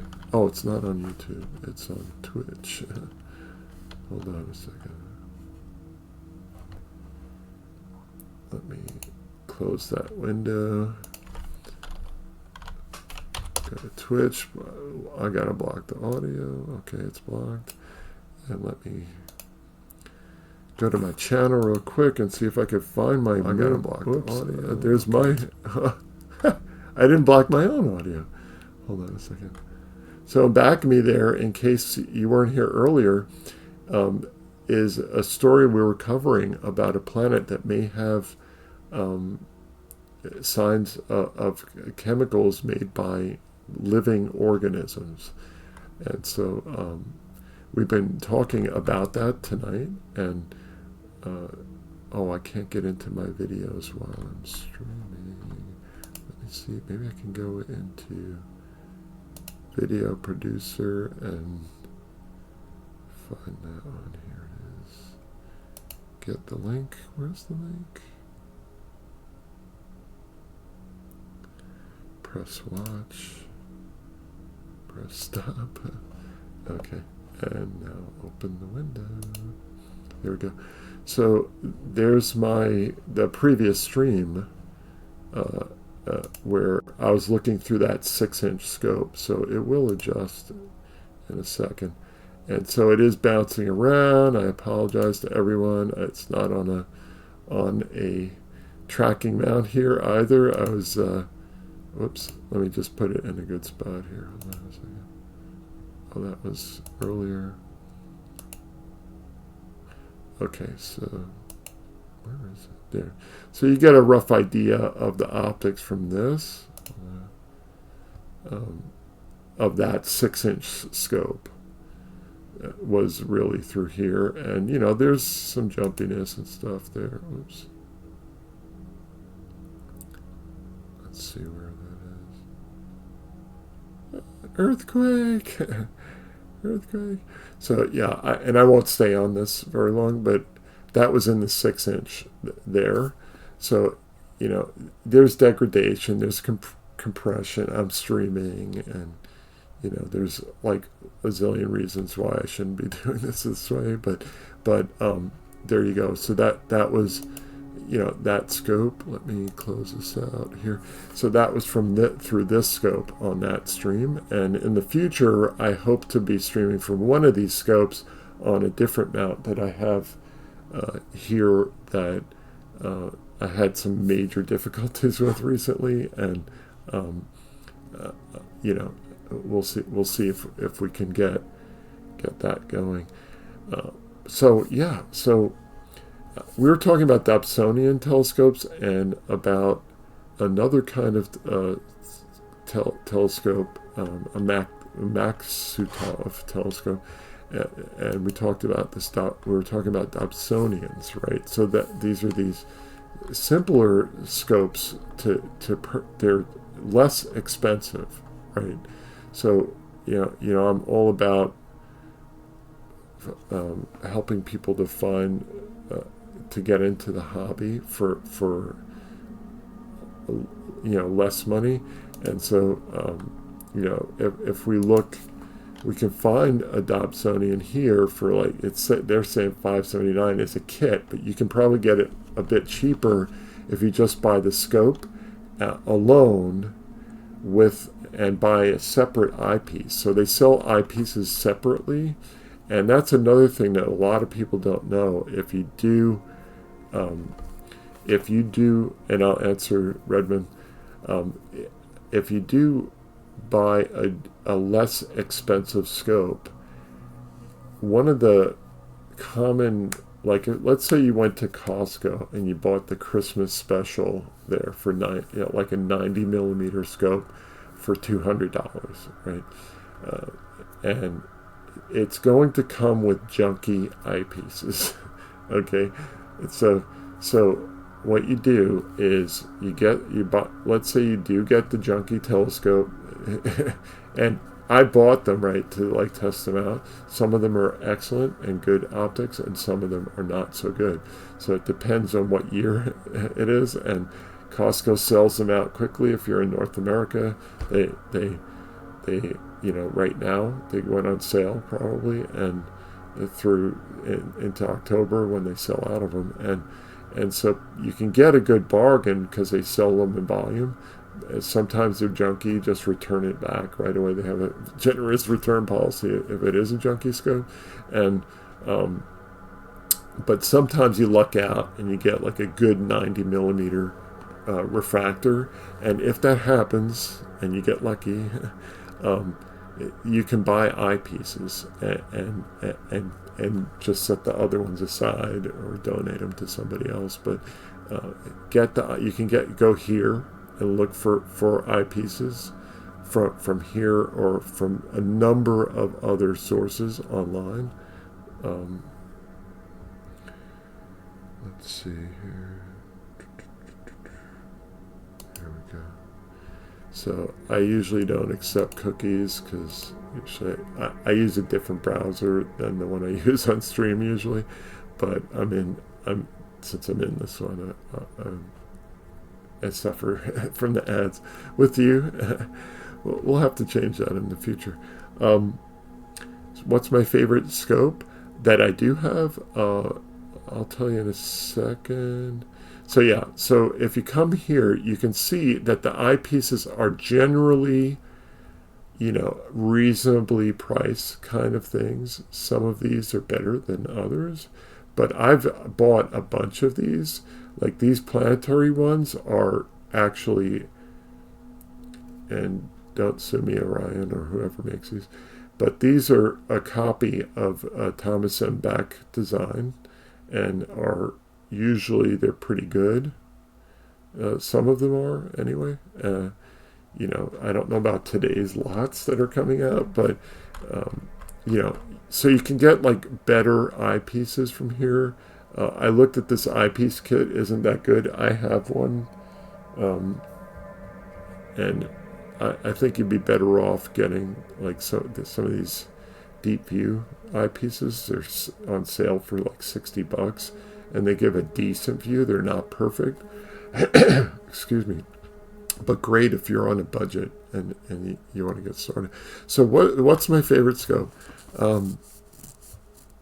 Let's see. Out of this bunch, so I've said before, like this 6-inch.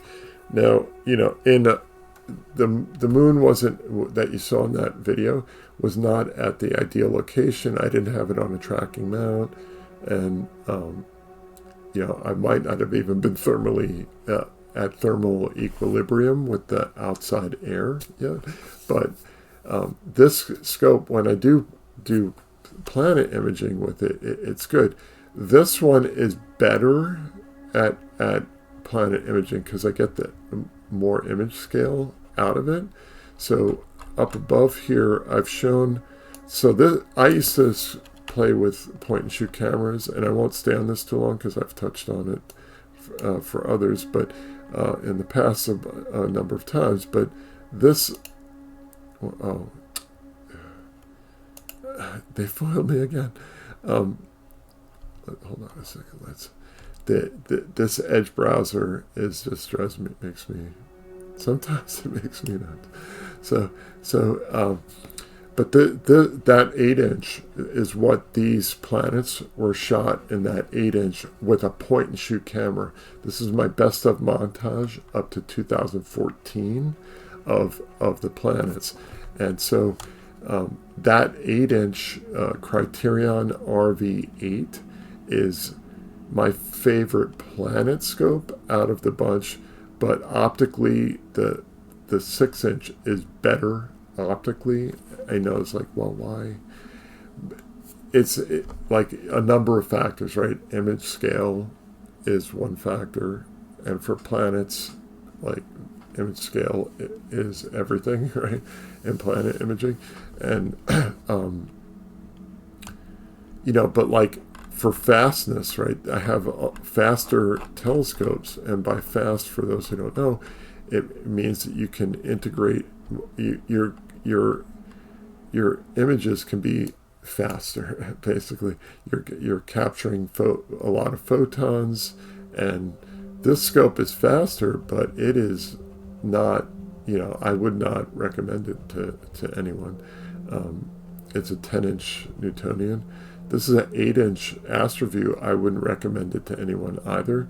It's it is f4 and very difficult, extremely difficult to collimate. And once you lose it, you got to go through the whole thing again. And I basically want to break down the secondary and like start over again on it.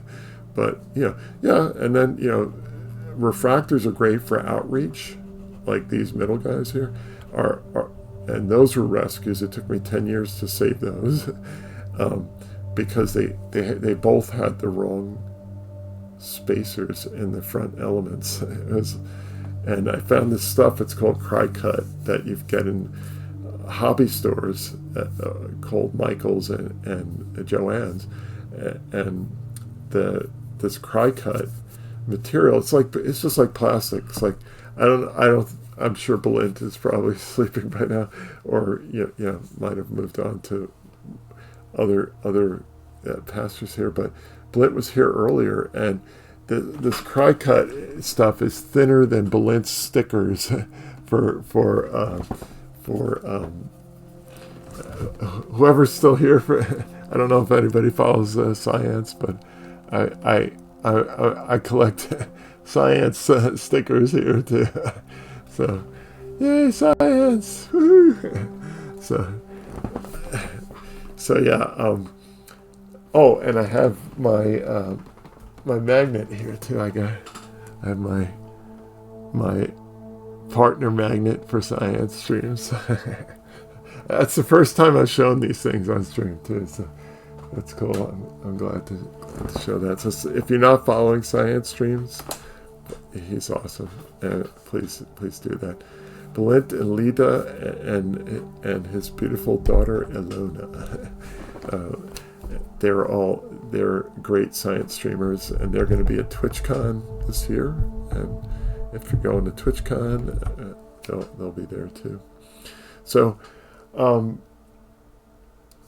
yeah. So on the scopes here, like each scope, I've mentioned this as like one of my things that I like to say over time is, every scope serves a function, and every scope can be applied to different ways of observing and functions, right? So faster scopes for imaging, longer scopes for planet imaging, deep sky, you want smaller, faster scopes. And by smaller, I mean, it helps, like people who have small refractors need less amount, less significant of amount, and you don't need to have an AP mount, for $7,000 or $10,000 or $15,000.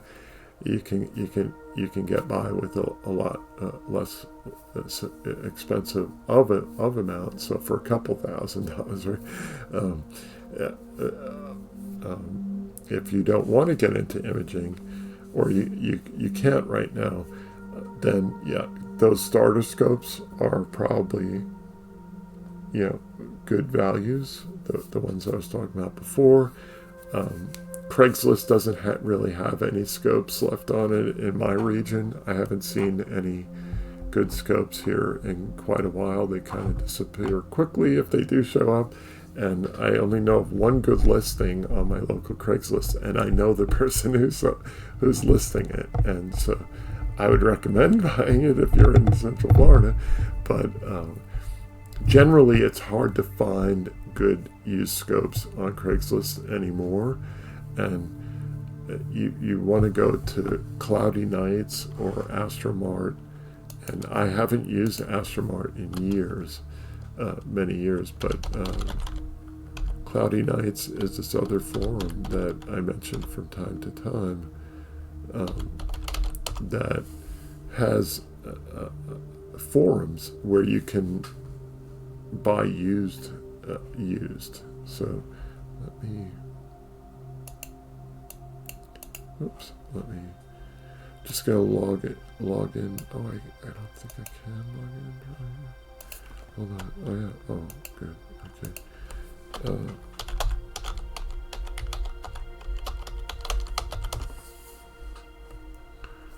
I got a message here too. Let me just see what the message is. So getting messages on... Oh, hey, Misadventures. I got my message in real time here. So let's see. And it's September 8th. So on September 8th, Misadventures added me as a friend on Cloudy Nights. Yay. So, and I just got the message now. It shows you how frequently I've been going in there. So I did go in there for the last stream though, wasn't that? Like, oh well. So yeah, excellent. So let me turn on, let's see, that window. I gotta turn that back on here. So let me show you Messenger. Let's see, no, it wasn't that. Oh, here it is. So if you look on the top of my screen here, I got a message from Misadventures. So the reason I brought you signed in here is so you can see that you can the telescope listings here on this free Cloudy Nights website, and like here they're selling a 4-piece eyepiece set for $60, right? So before you saw one eyepiece cost $60. Let's see what these eyepieces look for. Well, I can tell you they're probably junky eyepieces, but let's not malign them. Let's see what. Oh, a compass. It comes with a compass. Okay, let's see here. Oh, they turned it up, so now I can tell you. So probably 3 of these eyepieces will be useful to somebody, but they're not, like, I wouldn't necessarily recommend them unless they were the research grade ones that they sell from Mead. So yeah, so ad break ends, but some of us are still here. So yeah, I'd recommend people to watch here for stuff to pop up on cloudy nights. And a lot of these people are amenable to shipping, and some of them need pickup. If it's a really heavy telescope, they don't want to ship it or pack it up. So and they break it down by types of telescopes too. So we're talking about reflectors, which are Dobsonians, and refractors, right? So we'll just click on this for a second here.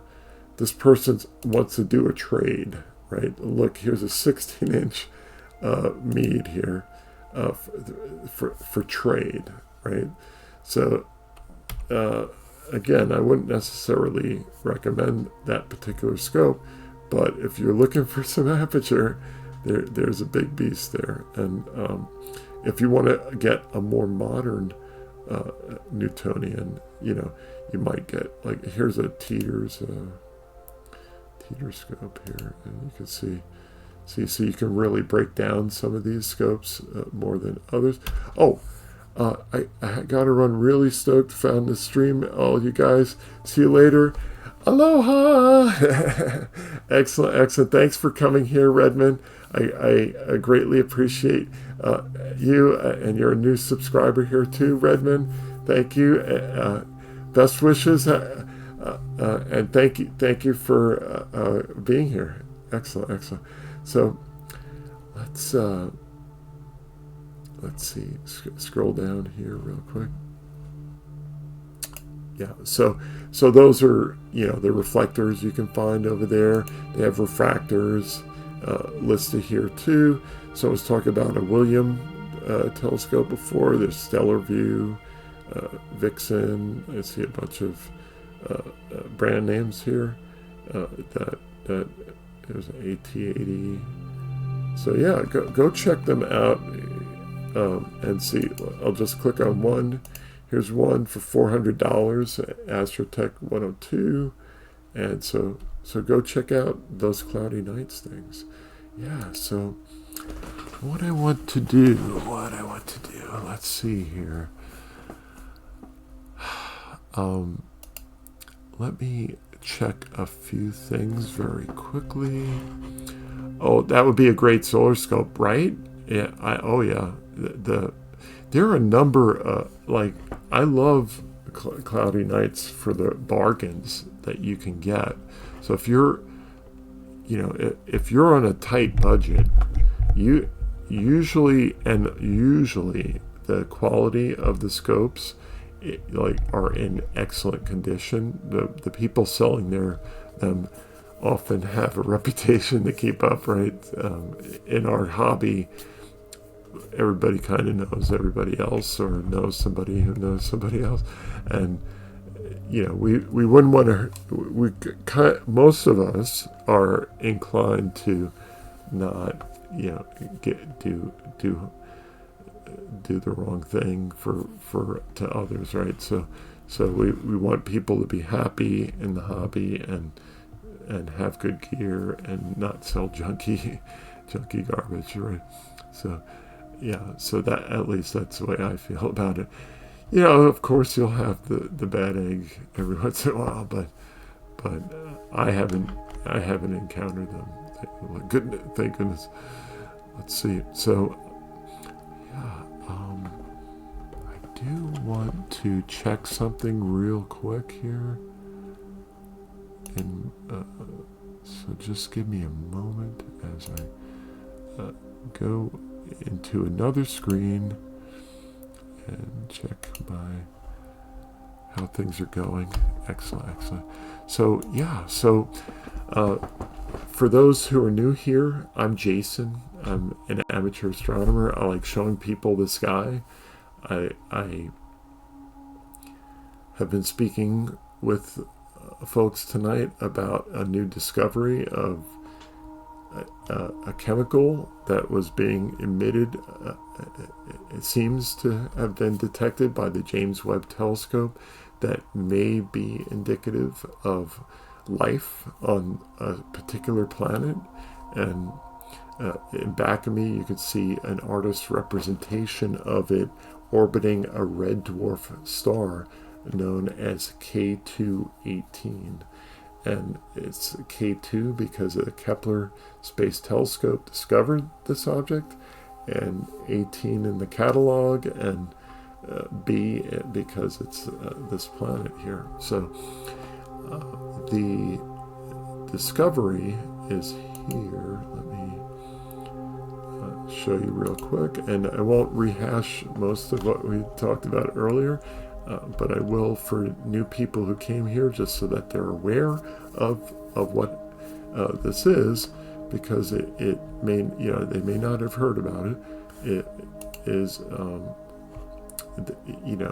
here in the title of this article, they talk about the Webb telescope discovering methane and carbon dioxide on this planet. But what you don't see in the title, and why I think perhaps a lot of people may have missed the story, is down in the details here, there is this, which shows that dimethyl sulfide was detected. And so far as we know, and I saw confirmation tonight on Wikipedia, so I'm happy that I saw something else saying that also. But so far as we know, the only source of dimethyl sulfide on Earth is from phytoplankton and hydrothermal vent life forms. So that's something we were talking about earlier tonight. If anybody has any questions about that discovery, I'll be glad to go back over a couple of the main points. But it was in this article, which I'll drop in chat real quick for new people who've come by. I know Twitch is like waves on the ocean, right? We have people transient coming and going, and so this is a link to that article in case you want to share it with your friends. It's to me, it's pretty interesting, and they're not saying, "Oh, we found life," right? But what it is saying is that it is a strong signal of a particular chemical that, upon further investigation, may turn out to possibly be life. And we're kind of marshaling the science community in the sense that we want inputs from geochemists and people who are experts in volcanology and planetary geology and chemistry too, to see what other origins can dimethyl sulfide come from, because right now we only know that it comes from life. so that's why this is so exciting. To me it is anyway, and I think it definitely is a big deal. So yeah, check out that story. They also do link to the science paper. If you're a science-minded person, they do have a link to the paper in there also in that link I just gave you. I guess I could give you the PDF here if you want to just cut to the chase. Here's the PDF if you're a science-oriented person, and that's to the actual announcement paper. And I'm going to read this in depth because I just found it tonight and with you, and that's how it often can be here on the stream, is we'll be exploring science news on the science news page that I was pointing out before, and we'll both see at the same time, like, oh wow, because I work during the week, like many people do, and I'm not here all, like I don't have virtual reality glasses on feeding me information 24/7. So that's how heavy the flow is of news. It's that it's that fast. And when I tell people about going to news sites, I send them over to this news page, right? But this is only part of this is only a fraction of it. There is a lot more out there. So if we go, I gave you the link just now to this page, right? Astronomy in the News, which is to educational institutions and government-sponsored science releases. But if we go to there are all these other sources here of astronomy news that are commercial, non-commercial. Phys.org, astronomy and space news, is often really very good. Now, I have to think about, I don't know if I want to click on that in this browser, because that could be, like I could start getting like ads that I definitely don't want to do. So let me fix that real quick by opening this other browser that doesn't allow ads, or at least mitigates them a bit. Let's see here. Here we go. And behold my disappearance. Move this to the top. Here we go. Click OK. And so we'll just do the same thing that we did. But that phys.org and the Space Daily also, so yeah, we were talking about that other one, right? That is awesome of a page. But this also does the space news related stuff also, and astronomy. And so let's just scroll. I'm not going to click on any of these, just for copyright reasons. But let me just see. So as you see, right, even more stories that weren't touched on the other page, kind of self-evident things, but a lot of people now who are kind of locked into apps don't even see the large parts of the internet anymore. And I'll point out one that just really miffed me the other day, but I'm not going to vent, but I'll just like point one out that was like, why did they do that? It was during a stream. That's why it kind of aggravated me a bit. But let me first I'll do that other one real quick, which was the Science Daily. Is also has great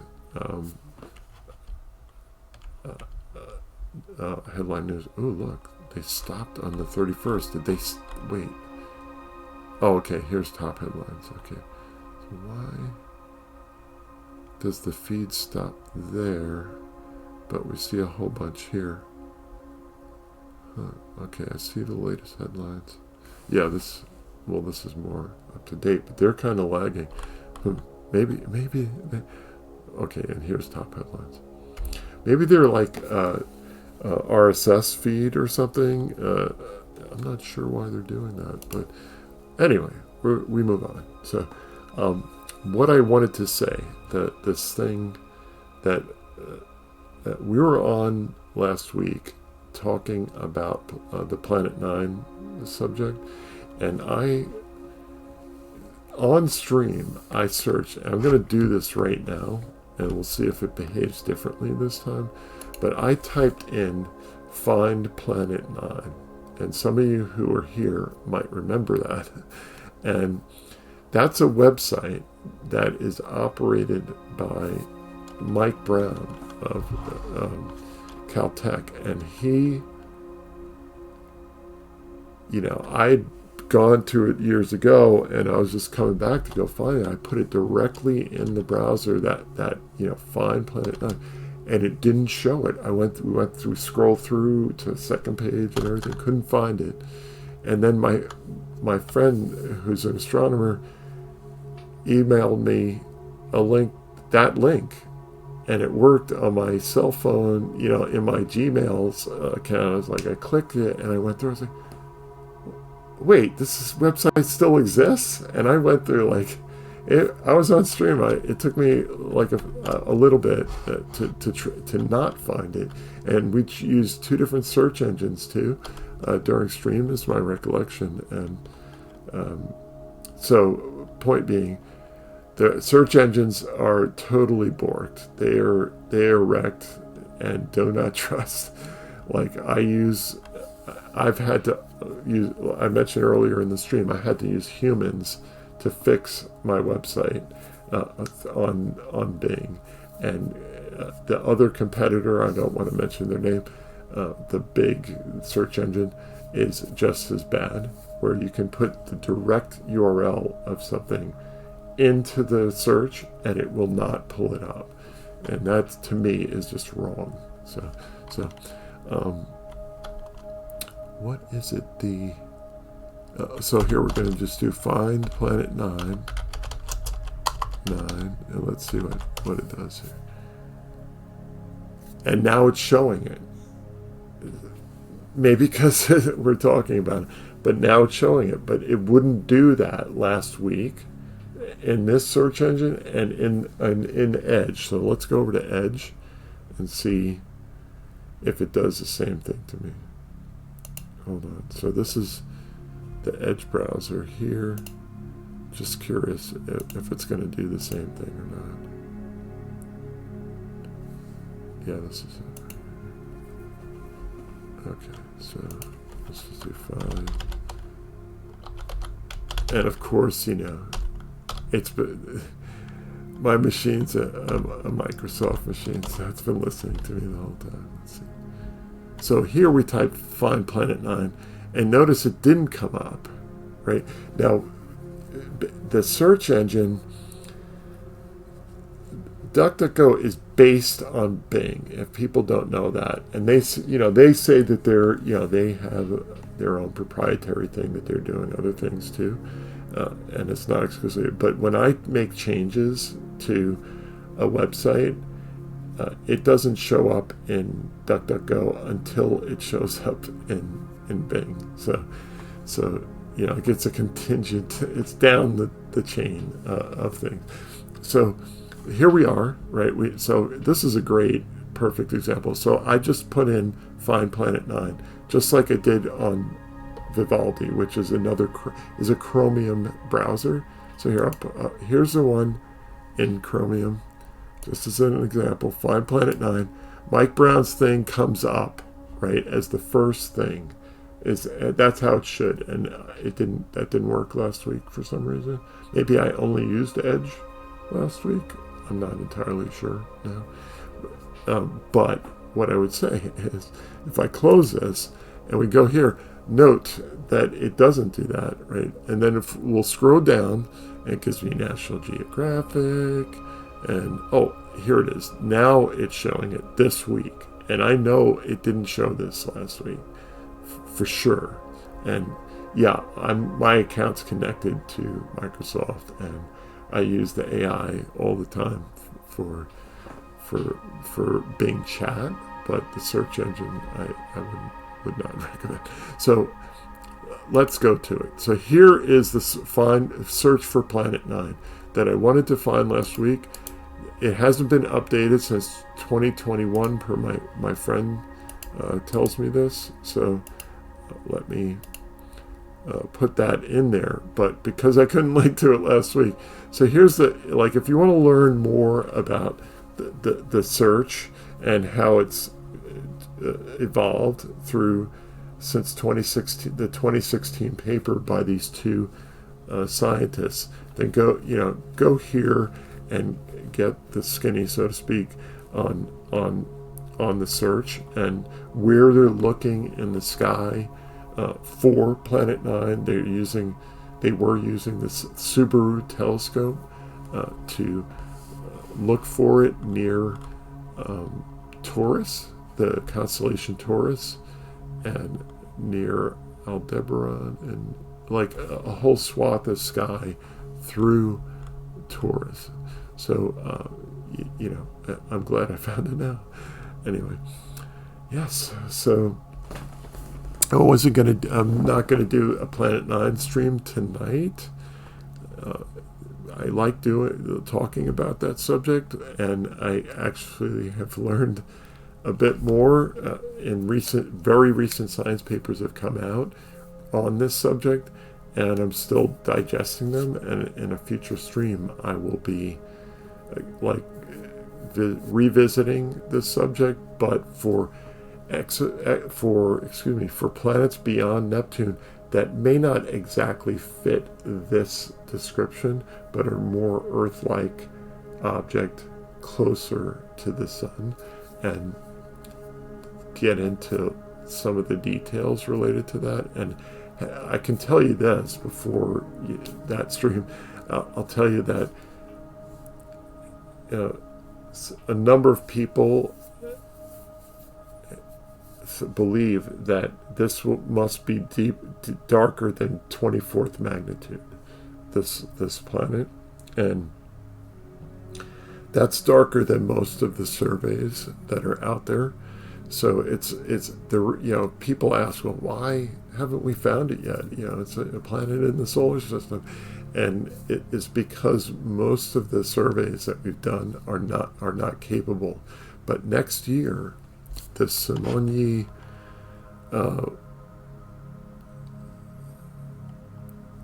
let me open that up. So, Vera Rubin Observatory, and then Simonyi.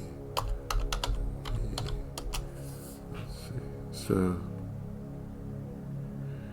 here it is. So, a lot of people have heard about the Vera Rubin telescope, Vera Rubin Observatory, which they, was the renaming of the LSST, the Large Synaptic Survey Telescope.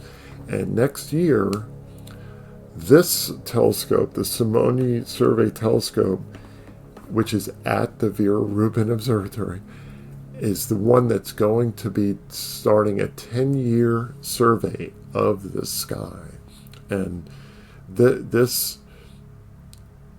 and they'll go beyond 10 years too, but the first survey run will take 10 years, and every night it will image the sky 2 to 3 times a night. And in 30 seconds we'll get to 24th magnitude, and over 10 years of building the data, they will get up to 27.5 magnitude. So in 30 seconds it can get to 24 or 24.5 magnitude, but in over 10 years of the survey, they'll have accumulated enough data to get down to 27th magnitude. So, the likelihood of us detecting a Planet 9 or another 2 planets in it beyond Neptune, which some astronomers think there may be 2 of them, maybe more, but the models are showing perhaps multiple planets, and this scope is the one that's going to pull it off, the Simonyi telescope. So here they mentioned the LSST in this link here. The largest camera ever made for a telescope is going to be in this telescope. So it is an awesome thing. They're building it in Chile, and so it's got ideal skies for doing this. And here you can see it's at 2,663 meters, or 8,737 feet high, and yeah, this is the one. This is the one that's gonna find it. So that's why we haven't really been able to do a thorough enough survey to find an exo-Earth, not an exo-Earth, excuse me. It's not an exo-Earth. Find an Earth. It's like 1.5 to 3 Earth masses is what the recent papers have been coming out, and closer in to us beyond the heliosphere, which is 120. The closest part of our sun's helios sheath is 120 astronomical units away. This thing is much further out than that. It's even further out than where, where they see gaps in the Kuiper belt and elsewhere. It's out there. So probably beyond 120 astronomical units, probably a bit further than that. So there we are. So that's a future discovery that I hope I'm around to see, that I live long enough to see that one, because it'll be cool to find another Earth-sized or similar, super Earth in our solar system. That's going to be awesome. And we mentioned the discovery papers last week not discovery, modeling papers. Excuse me. I'm getting to the end of the stream here. I'm getting a little slippery here. There were 2 papers that came out on this subject of these planets, and the one that I mentioned earlier in the stream here, they had mentioned that there are these 1,500 objects that are beyond Neptune that have these nodes, they're called, and so they're separated. So imagine asteroids that are related but have been split apart due to interacting with the planet, and some of them were contact binaries, some of them may have been fractured by tidal forces, but they're associated, and we know that they're chemically related to each other. These 1,500 pairs, if you will, that were at one time either they were in contact with each other and passed close enough to a large, they call them perturbers, a large perturber that caused them to orbit further away from each other. But when they come back around to their nodes, when they come, where they find where the origin points are, there are 1,500 of them, which was the thing that was lost to me in that paper, like this super glaring big point that I missed. But it was like the foundation of the paper. Talking about writing papers in code. But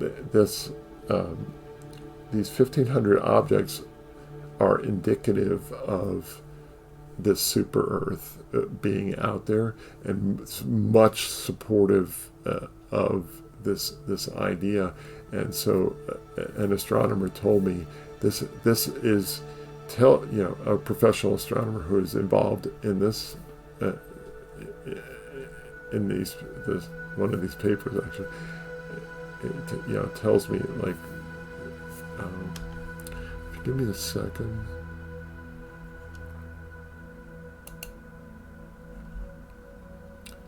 I can have that window closed.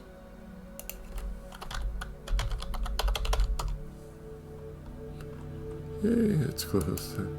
So I'm going into my email to tell you the quote exactly, because I don't want to misquote it. Let's see. Ooh, the SETI Institute just posted something. And,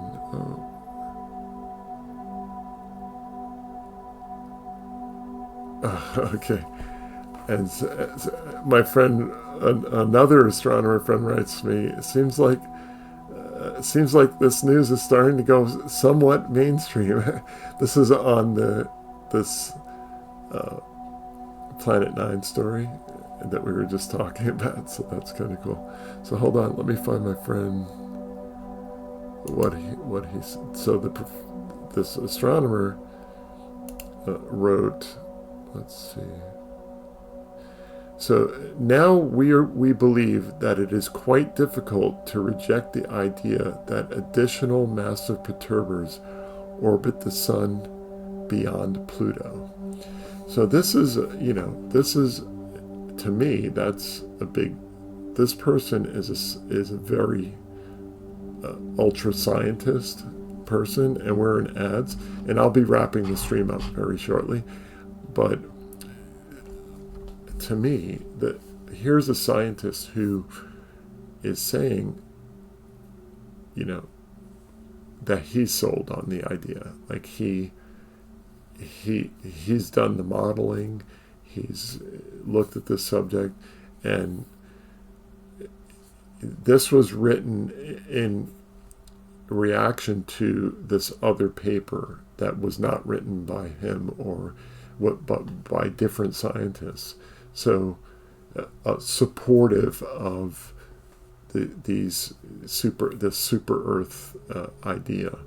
So point being is it's you might hear some people say, especially even some scientists, it's like, they're we're kind of lacking proof, but there are numerous models now from different groups of astronomers that point to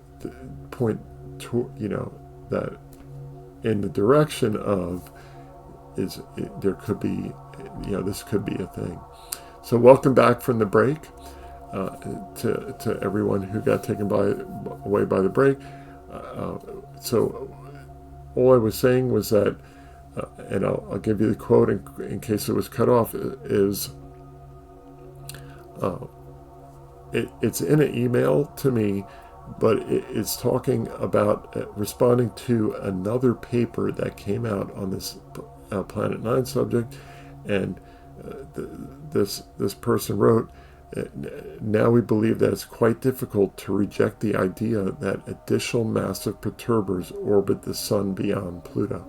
And what I was saying is that astronomers are modeling this, different groups of astronomers, different scientists, and discovering that the modeling is indicative of the potential of this two perturbers. So the consensus of some people, this is not the majority, but some people think that there could be multiple perturbers out there, and then others think that there's one slightly more massive one a little further out.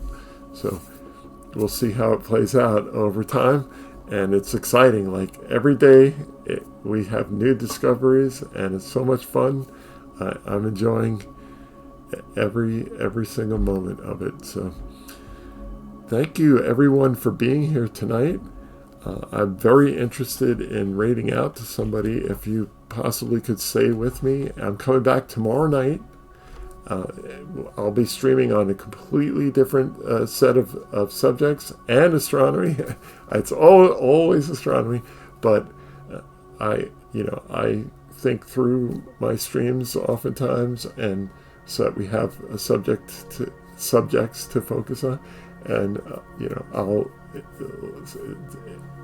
definitely focus on new things tomorrow night. And so come back tomorrow if you can. If not, I like to, thank you, Lord, to Basil. If not, come back. I always shoot for Friday and Saturday streams unless I have a family conflict. Family is the reason that I wouldn't do that. But Fridays and Saturdays is what I shoot for. I like to add some, but it's been very difficult for me in recent times to do that. I work. I have to earn money, and so I can't stream oftentimes as much as I wish I could. But Friday and Saturday is usually I'll make a valiant try.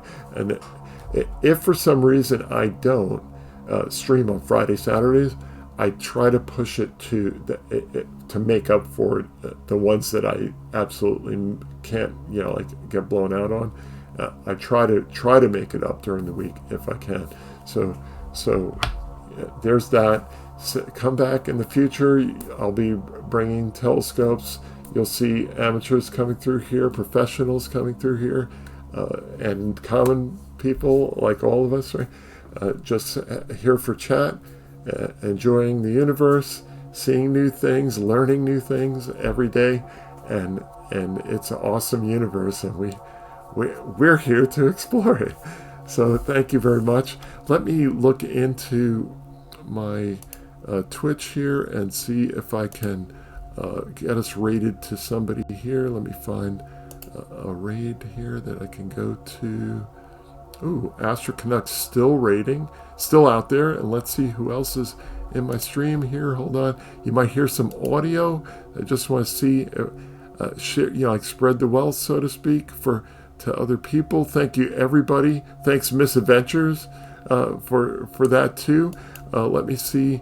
I got to block audio. I might be accidentally oops, double audioing myself there. Hold on a second.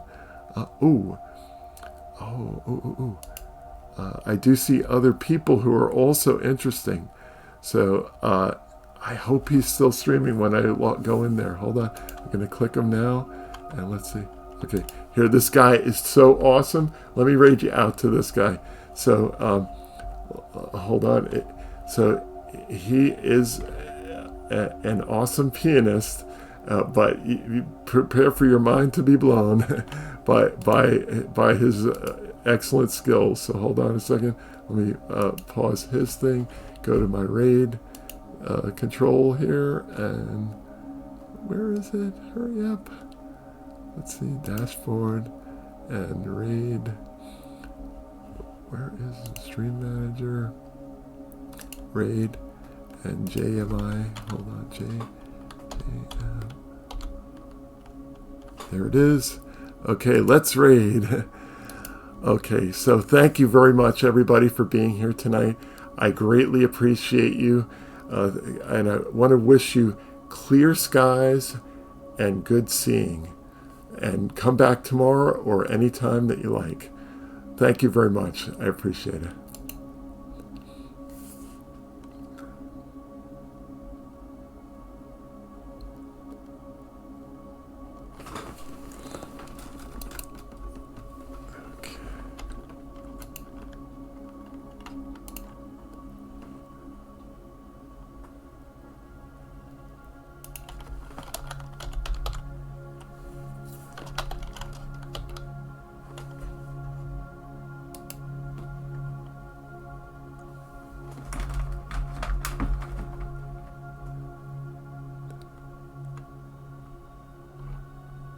Oh wow, I don't think that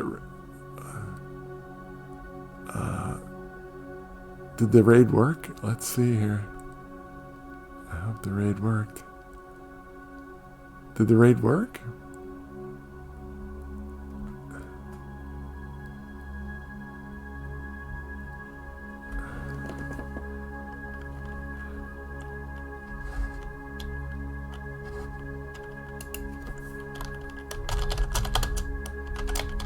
Okay, good. The raid worked. Okay. Yay!